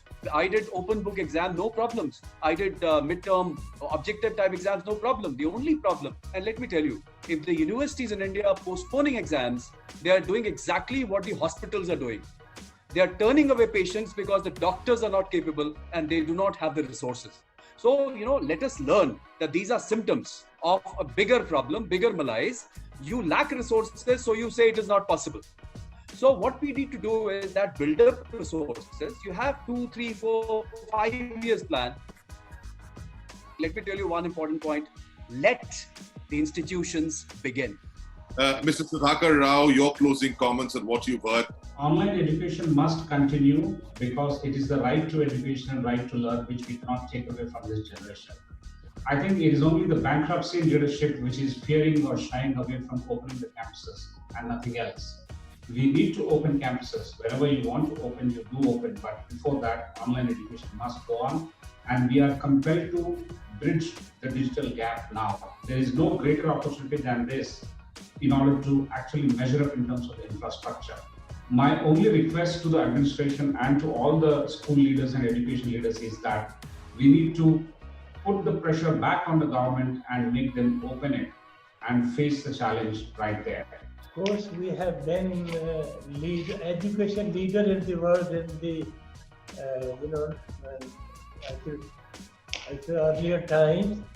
And we also hear from our epics, Mahabharata, Ramayana, that Gurukul system has been the best for our holistic education of our youth.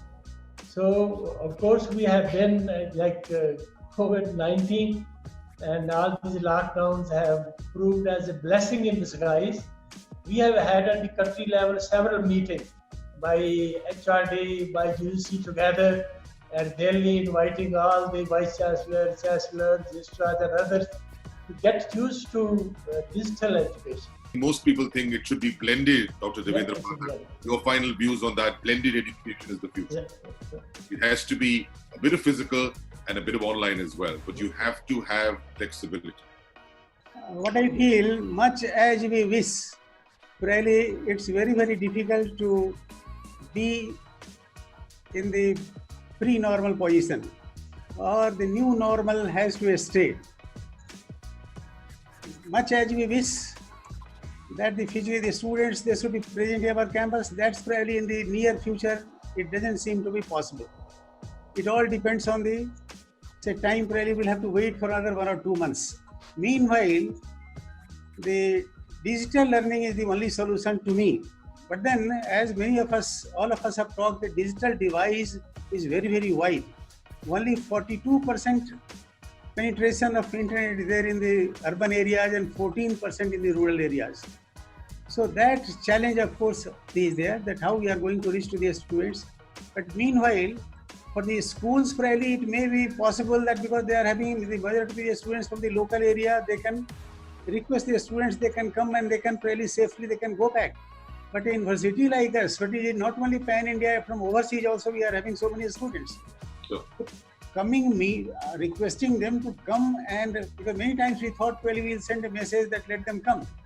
But then we ourselves thought, well, it will not be prudent that we are calling them here because now transportation is not there, international flights are cancelled, and this pandemic probably is not going to end immediately.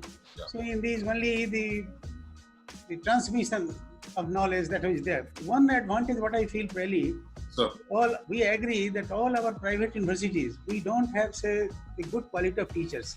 In that, if the government efforts, all the governments have made the efforts through NPTEL, and from the MOOC and from the SWAYAM or the SWAYAM Prabha or ePathshala, so many platforms they have already created, where really very brilliant lectures are uploaded there, and we can definitely get the advantage of it. And our students and teachers, they are getting advantage of it. So one advantage of the digital learning is that we can get the best of the lectures, best of the brains, best of the discussions, and best of the interactions, which really otherwise we are not having. Anywhere in the world, it's place agnostic. To be really, this is the only solution. Right. Thank you. Thank you so much for that. And final words from Shandip Da as well as Mrityunjay Da. Shandip Da, first you on blended education, and then of course, I'm always in favor of blended education, but the education system should look at it a model which is an SPL, ILT, SPP model. Now just put it, I have just used the abbreviation, which is self-paced learning, then the ILT, which is instructor-led training, and then the SPP. If this is the model which is followed, the education will be 365 days into 24 hours. And the learning depth will be heavily inclined to make a student a right education-minded and proper foundation.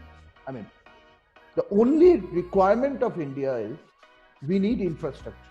We need several geos to come in to increase connectivity.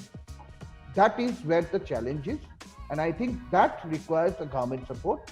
See, futuristic learning is online learning. We can't deny that. But then this pandemic is not something that we cannot counter. But physical learning and contact hours are something which is a must for all levels of education.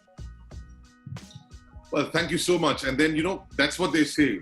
It's when you talk about a lockdown, and you talk about unlocking, I think what needs to be unlocked is our thinking, is the human mind. That needs to be unlocked.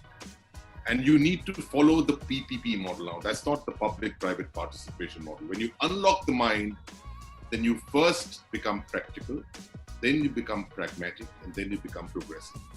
And that is the only way forward. And I often say that to deal with the big C of COVID, you've got to have 3 C's. You've got to be corrective, you've got to be collective, and you've got to be creative.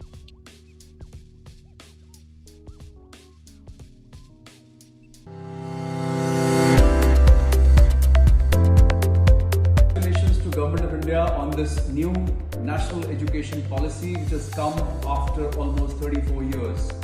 Based on the foundational pillars of access, equity, accountability, quality and affordability, I hope this policy is going to bring huge changes in India's economic growth and human capital development. It amalgamates the best practices from several Western and Southeast Asian countries and even countries for Europe. We hope that with the draft new guidelines available to us soon, we all would be there to support the government on this wonderful initiative. Namaskar.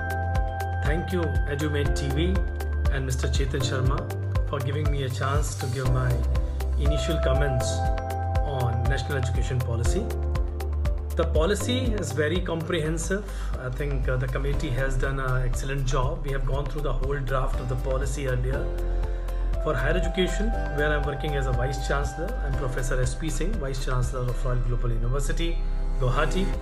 I would say it's going to bring out many favorable, good changes with respect to whatever we are not in a position to do due to many rigidness of the earlier policies, a lot of regimented approach by the regulatory bodies. Now the regulatory bodies are going to be under one umbrella other than Bar Council of India and Medical Council of India. Hopefully they will also come in the main framework in due course of time. Also about that if there will be one regulatory body, it will be easy for them to see that quality of education is proper in the higher education institutions or not. Hello everyone. This is Professor Tapan Kumar Nayak, Dean Academics, IMS Ghaziabad.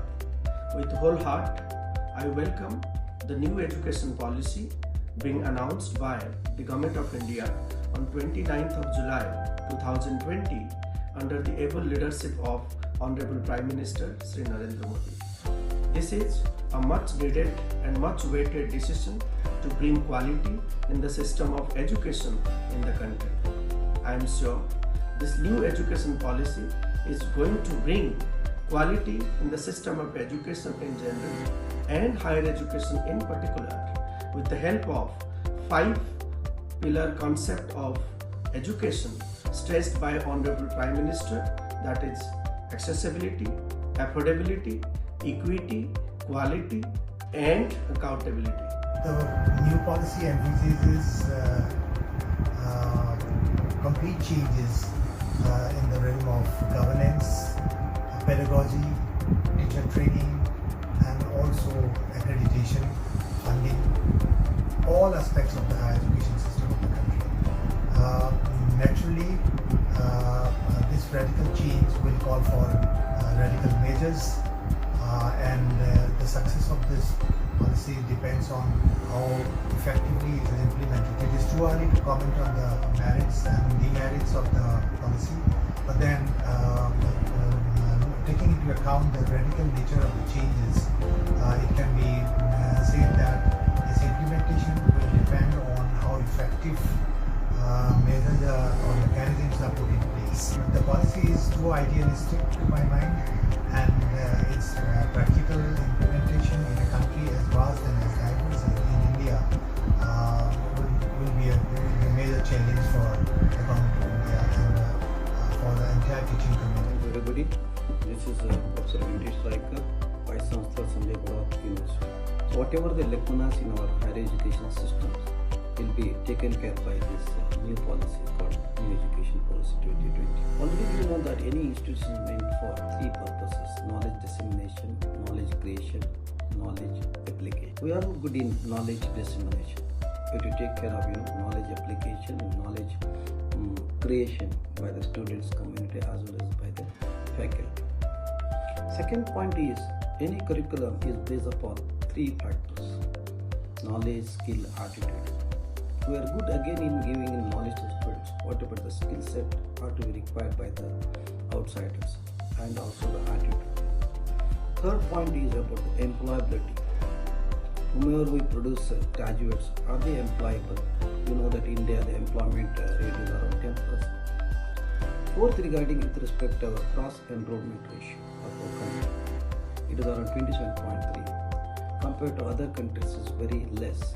If you see America or Europe countries, there the cross-enrollment ratio is more than 70%. So these are the issues of higher education. And one more thing I want to say is that whether we are capable of giving an interdisciplinary approach, multidisciplinary approach, and a transdisciplinary approach. I think the focus should be more on transdisciplinary approach. I think this policy is focusing on transdisciplinary approach. Because so far, we have been giving a monoculture knowledge to the students, those are joining different programs. Today, this policy will replace this monoculture knowledge will be replaced by, philosophy, sociology, psychology, fine arts, etc., etc. The principles of this new education policies are like this: respect diversity and local context, equity and inclusion, use of technology, community participation, lifelong learning, critical thinking. So, in our education systems, we have been forcing to learn a lot of subjects, whether it's useful for his life or the society. This policies emphasizing on reduction in curriculum, which is not required at all. So it focuses more on core essentials, critical thinking, interactive classes, experience learning, project-based learning, and case-based approach. So these are the plus points of this national education policy. At the end, I would like to say, in education system, in especially higher education system, the emerging technologies like machine learning, artificial intelligence, data analytics, blockchain, IoT, machine learning, these are to be taught to the students irrespective of the programs, because these are the need of the hour. I think this national education policy will take care of the inclusion of new technology which is required by the industry and society, then focusing more on transdisciplinary approach, that is the need of the hour. That means an engineering student, if he is interested to learn in music, he can learn music taking one subject or two subjects as extra subjects. So I think, and also this NEP is taking care of the advanced learners also. A boy is very intelligent. If he wants to finish his degree within 16 years, this NEP is allowing them. So overall, I think this policy will take care of the economy of our country and also I think will once again emerge a guru, universal guru for higher education.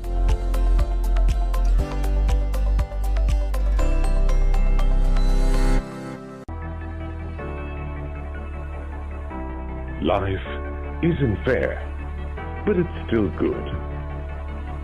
When in doubt, just take the next small step. Life is too short to not enjoy yours. Your job won't take care of you when you're sick, but your friends and family will. Don't buy stuff you don't need. You don't have to win every argument. Just stay true to yourself. Cry with someone. It's more healing than crying alone. It's okay to get angry with God. He can take it. Save money for the things that matter. When it comes to chocolate, resistance is futile.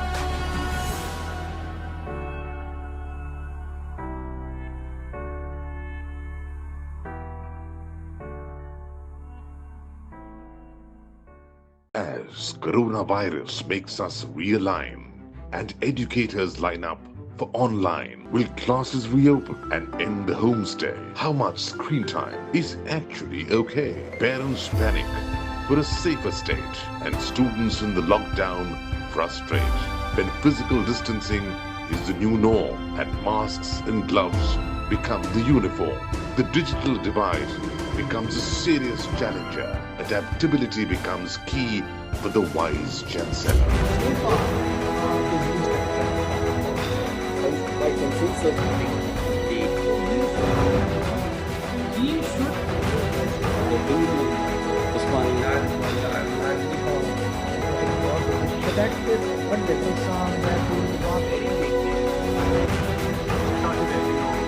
Then there are some lessons of the perspective of each student this online teaching. But then still it is like any faculty. It's truly a pleasure to call you the Vice Chancellor. Thank you, sir.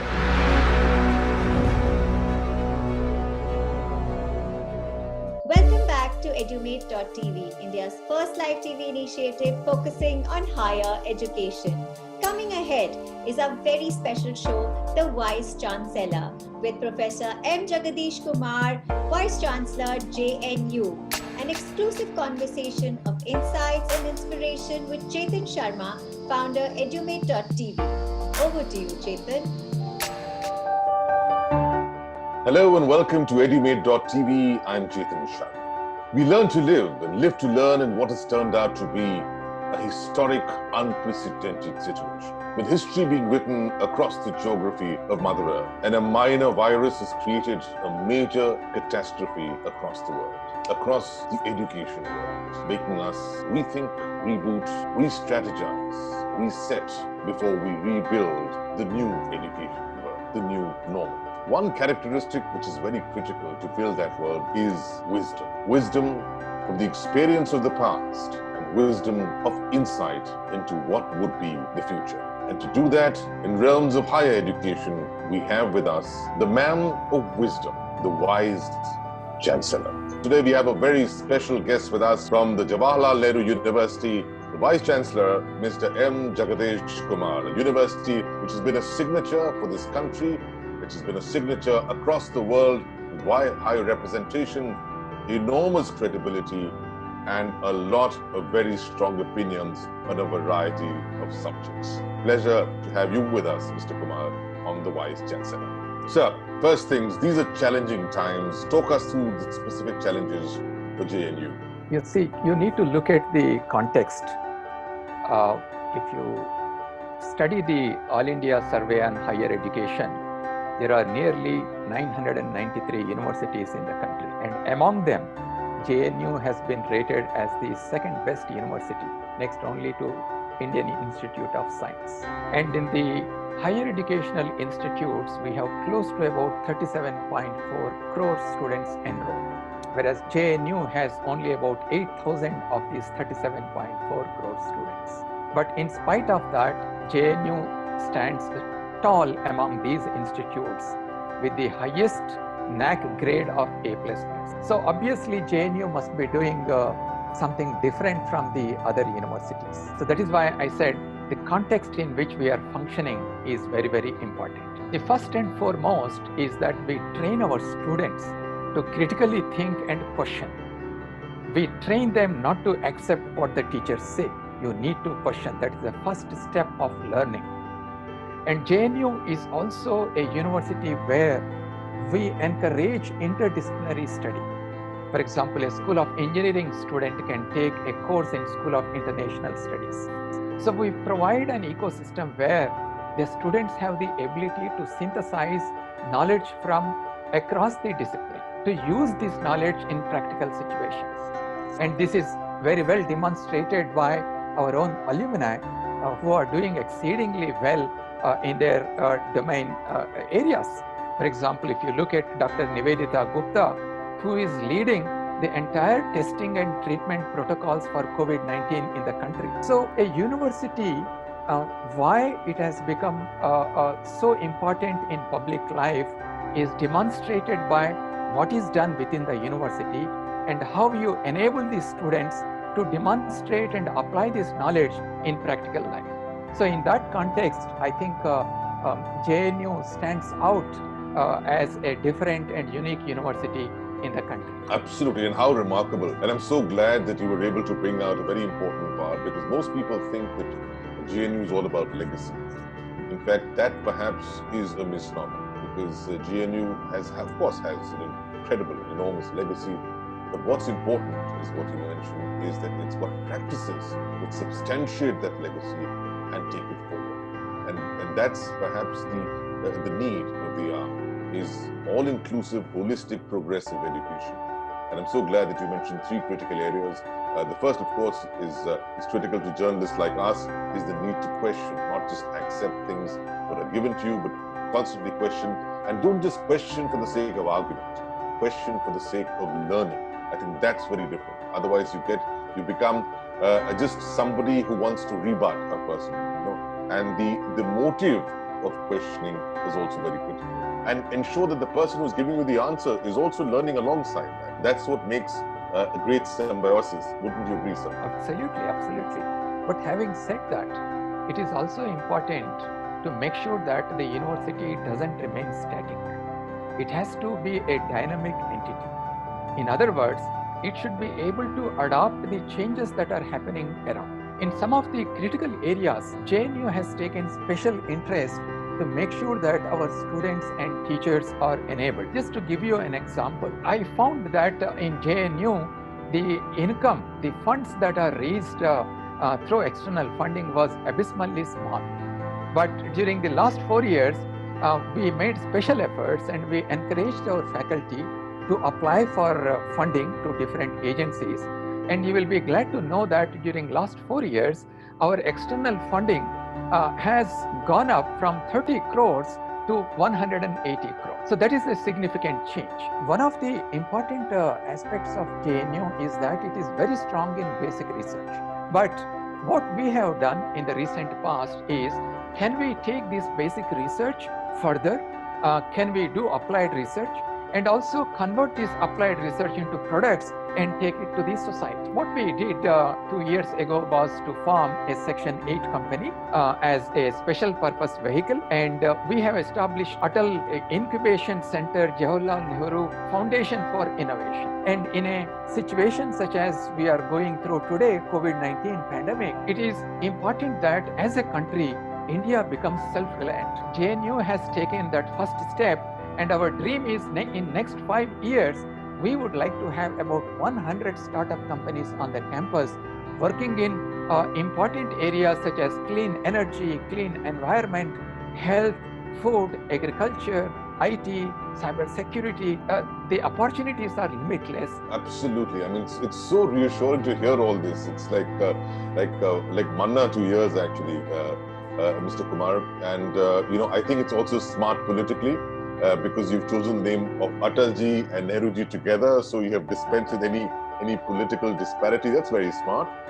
it can come from an IIT only, and and it's also important where I say smart because you talked about culture, you talked about pedigree, so there has also been a slotting. When you think of GNU, Mr. Jagdish Kumar, you think of a socialist organization. That's the first thing that comes to mind. That's the image that's been created, right or wrong, immaterial, but that is the image that comes to mind. And I'm so glad that you took that 1 kilometer walk from IIT Delhi to GNU, because you've taken the organization several miles, several financial miles in that 1 kilometer walk. But was it difficult for you, sir? You see, in any academic institute, be it an IIT or a JNU, once we are used to certain set of practices, bringing a change is definitely going to be a challenge. And this is where the role of leadership comes into picture. If you can convince the stakeholders that it is going to be beneficial to the system, and therefore the individuals who are part of the system will also be benefited through these changes, even though there is resistance initially, I have found to my pleasant surprise that people will come around and accept those changes. When I joined here, you will be surprised to know most of the professors had 30 or 40 PhDs working under them. But nowhere in the world you will see so many PhD students working under a single professor. But now, after we implemented the new rules, you see that the entire faculty community, they see the positive impact of that. They see how the quality of research will improve. So I want to delve a little deeper into this, and I'll tell you why. Because this is sensational, actually. This entire metamorphosis is it's sensational because it was so very much needed, and there are so many government institutions which right now are fledgling, particularly financially, and all of them seem to have this mindset that they need to go to the government to collect money. They can't do it themselves. You've changed this around. You have brought in the importance of commerce in a socialistic environment, right? Which is it's a complete change of a mindset. Which the organization perhaps was steeped into for good reason of the past over so many years. So please explain to us how you did it, and I hope that the other VCs from the other government institutions would draw a leaf out of your book. See, if you want to bring any change in a well-established institute, there are two things that we need to focus on. One, you need to identify what are the intrinsic strengths of the institute. For example, our intrinsic strengths are basic research in sciences, natural sciences, and then our strength in social sciences and humanities. Now, any change that you want to bring, if it can revolve around our intrinsic strengths, then I think it will be much easier to bring a change. For example, we have established a dual degree 5 years engineering program. And in the first 4 years, the students study the core engineering. But in 5th year, they will do a master's degree specialized in social sciences or humanities or languages. So now you see there is a new component, engineering, that is brought in, but then it is clubbed with the existing strengths. So therefore, although there was an initial resistance, the faculty came around and now they are appreciating, because today when we have differences of opinion with other countries, when we had to negotiate trade and diplomatic relations with the other countries, it is also important that we are technologically savvy. And if I have engineering students who are good at international relations, you can see the impact of how these persons, when they are involved with trade negotiations or diplomatic relations, it will have a different impact. So the bottom line is identify the core strengths and bring the changes which revolve around these intrinsic strengths, so that there is less resistance. I'm so glad to hear all this. It's quite incredible what you've done in such a short period of time. My compliments to you on that. Now, when you talk about strengths, I think that's also the way forward when you deal with the pandemic. It's no different. When you're dealing with a crisis or you're dealing with a past problem or a change in mindset, you've got to first look at what your strengths are and then try and tackle the situation. So how have you tackled the COVID challenges? Well, of course, we formed a COVID-19 pandemic task force, and this task force looked at all aspects of information that is coming in. So this task force first made sure that they will identify the relevant authentic information and inform the campus community. They started following the COVID-19 guidelines in terms of social distancing, in terms of using the masks. But beyond that, we have School of Life Sciences, School of Biotechnology, and Special Center for Molecular Medicine. They have started working on possible solutions to COVID-19, the coronavirus problem. The vaccines. The vaccines and also the drugs. And we hope that in next 4 or 5 months, we will come with some possible solutions. We cannot promise in these areas because you don't know what would be the evolution of the disease.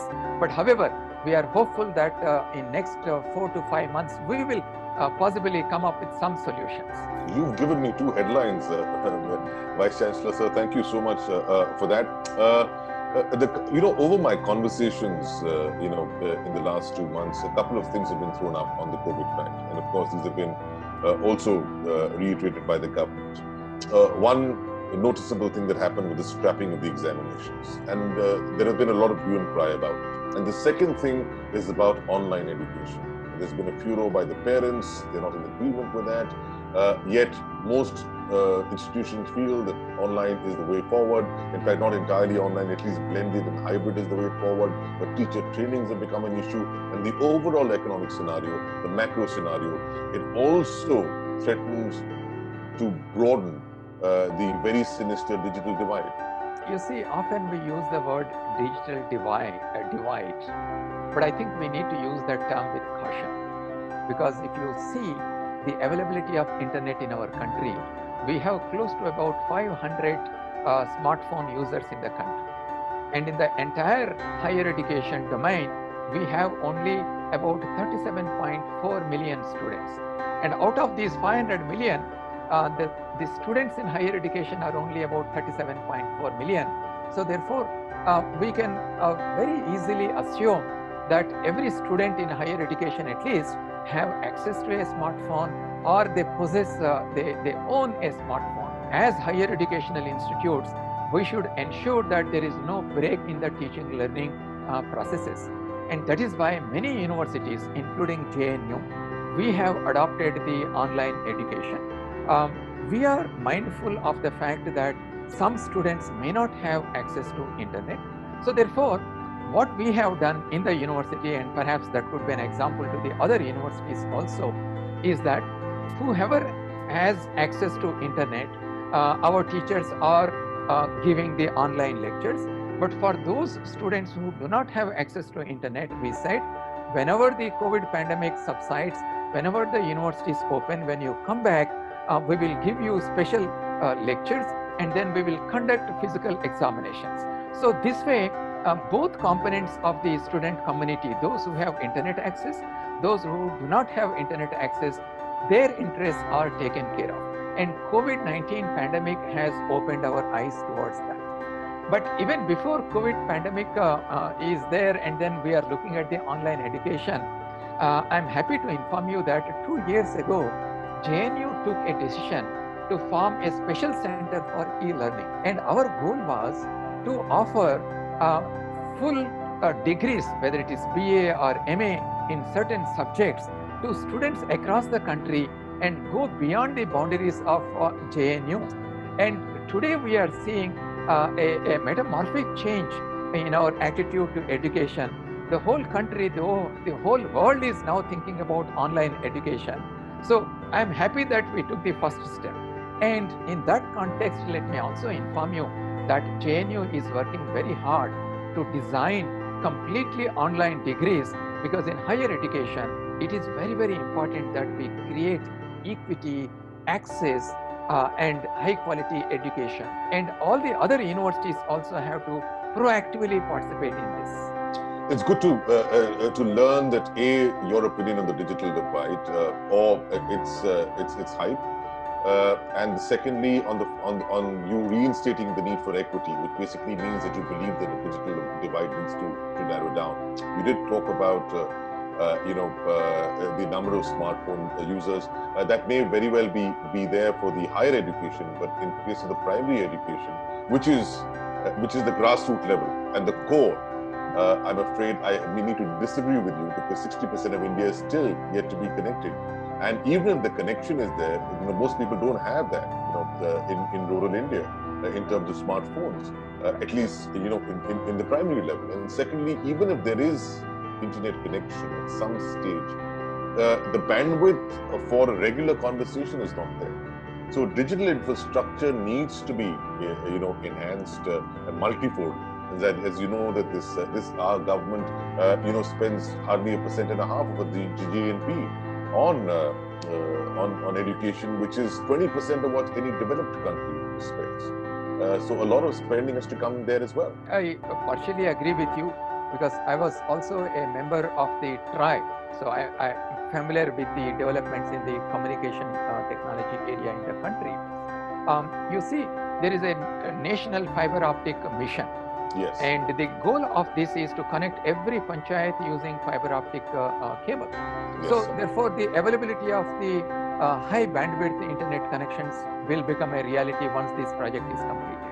But let me also tell you here that the devices that are required to access the digital content, it doesn't have to be a high-end device. Perhaps we should be able to design. This is an opportunity for our entrepreneurs. We should have startup companies where we should develop these low-cost devices costing maybe about 10,000 or 15,000, so that everybody can buy these devices. There is a concept of bring your own device. Yes, And once this concept becomes popular, I think accessing digital content will become easier. But if you have noticed the recent reports in the media, MHRD has proposed to the Finance Ministry that they would like to supply laptops and smartphones to nearly 40% of the students in the country. I think that is a great move. You see, through online education, there is one important thing that will happen: democratization of education. Yes. If you look at, unfortunately, I feel bad about it, if you look at our admission policies, because of the limited number of seats, we don't select students, we actually eliminate the students, right? So in the process, even though there are a lot of potential students who can study, who can access these higher educational facilities, because of the lack of seats, we are not able to admit. But if you shift over to online education, and if online degrees are also given the same importance as the offline degrees, you see the kind of change that will come. There is a need to provide global talented people across the world. We have now societies which are aging and they want talented people. India has a great opportunity to democratize our education and to train our youth so that they not only contribute to the economic and social development of our country, but even at the global level, they can immensely contribute. I'll use two demos out here as an advantage, and thank you for bringing that out as well. One is democracy, and the second is the demographic dividend. Both of them is where India has a huge advantage, and you mentioned both of them. Thank you for bringing that up. Very, very important. That is also the opportunity for India to showcase itself, because we've been talking about, why do we have such few IITs and IIMs? This is one way to multiply it. Also to ensure that whatever global education people are going overseas for, you will get it here in India, etc. And also to take the institutions of India to India's villages. So there is a two-way process. There is a horizontal integration process. There's also a vertical integration process. Take the classroom to the place where the students are, instead of forcing the students to come to the classroom. Right. And the erstwhile education development happened through actually real estate, realtors, who looked at hotels and hospitals and education institutions as the only way to enhance and move up the value chain. It wasn't coming from the socialistic need for education, which is very important. And I think that mismatch, that realignment is also going to happen very soon. And this is a great opportunity for that. So it was great of you to point that out as well.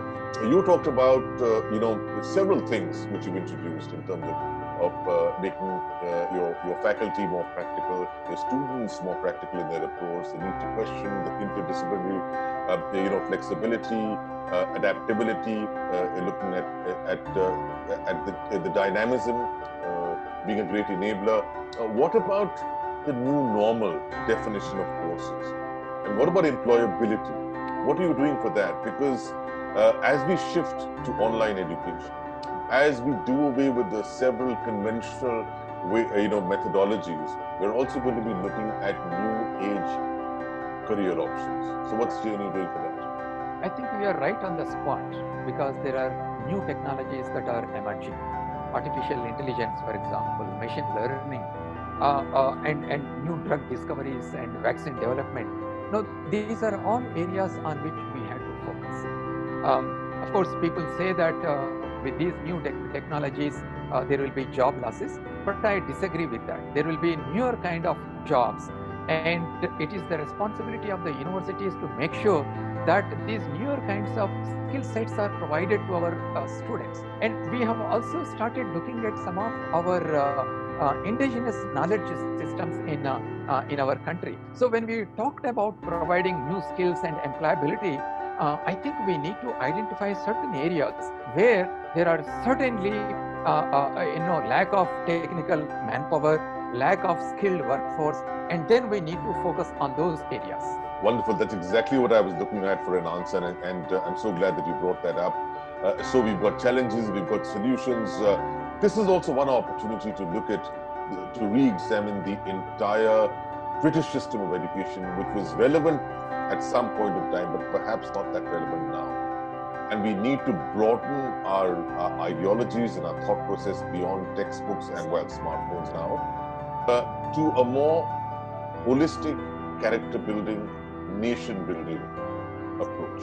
Your thoughts on that? Buddha said that you are a product of your own thoughts, and our thoughts are influenced by what value system that we have, what ethical models that we follow.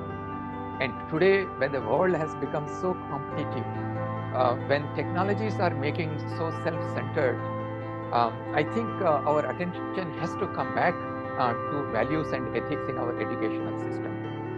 Because ultimately, a sustainable and happy society can be created only when we focus on neutral values such as love, affection, sharing with each other.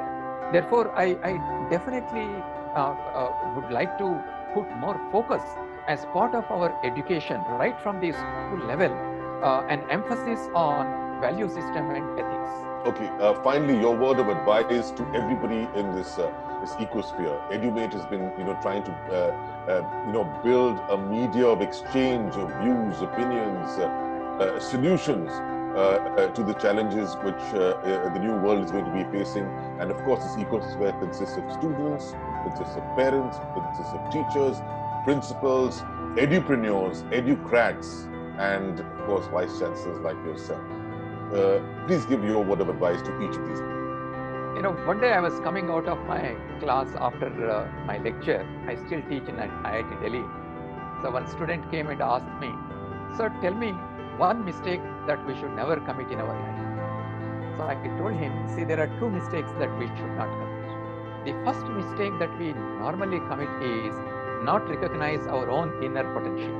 Even if we have recognized our inner potential, we don't function to the fullest of our inner potential.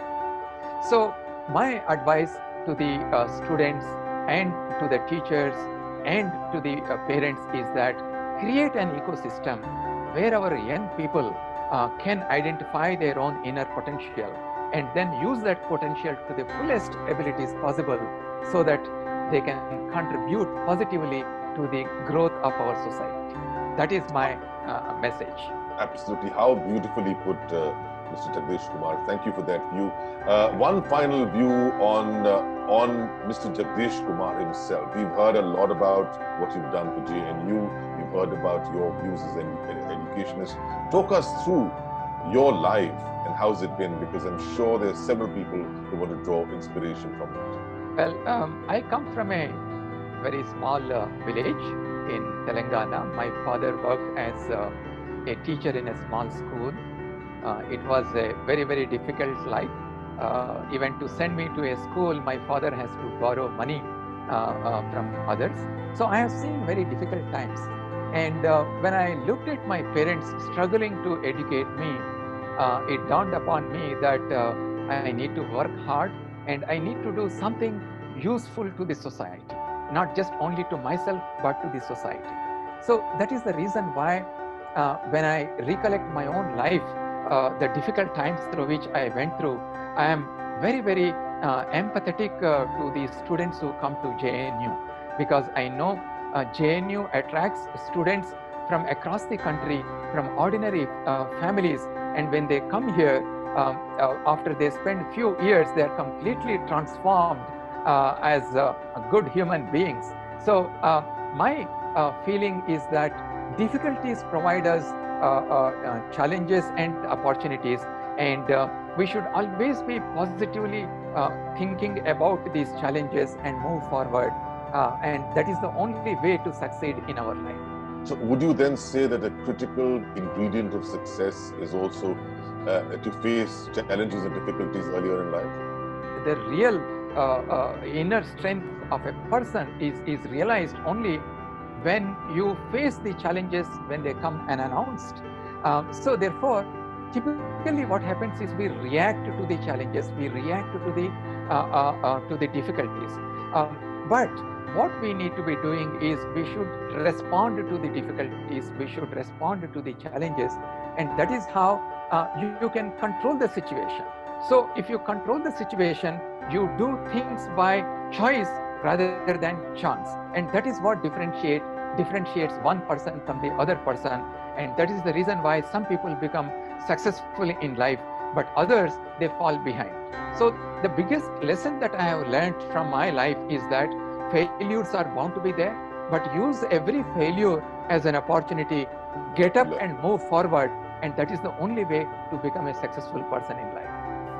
Absolutely. Failures are a must to learn, and of course they disallow you from being complacent as well. The reason I asked you about early failures and early impediments and difficulties in situation is a bit of a lesson which is followed by the West, the successes in the West, as well as some people in India as well. The prosperous parents putting their children by design, not by default, into critical, difficult situations to ensure that they just don't become complacent and rest on the laurels of the successes of their parents. That's the reason why I asked you that question. We should stop looking down at failures. Yes. Failures are bound to happen in life, and these failures are stepping stones for us to learn and move forward. That is how, as a society, we should look at failures. In fact, they often say that we need to encourage failures because that's the quickest way of learning. But thank you for bringing that point out as well. See, ultimately, we should not work in silos. There are people doing good work in their domains, and when you bring them together, when they exchange and they talk about their experiences, there is a lot to learn. So therefore, talking to each other, learning from each other's experiences, it will augment our existing strengths. Therefore, I congratulate and compliment for starting this kind of initiative.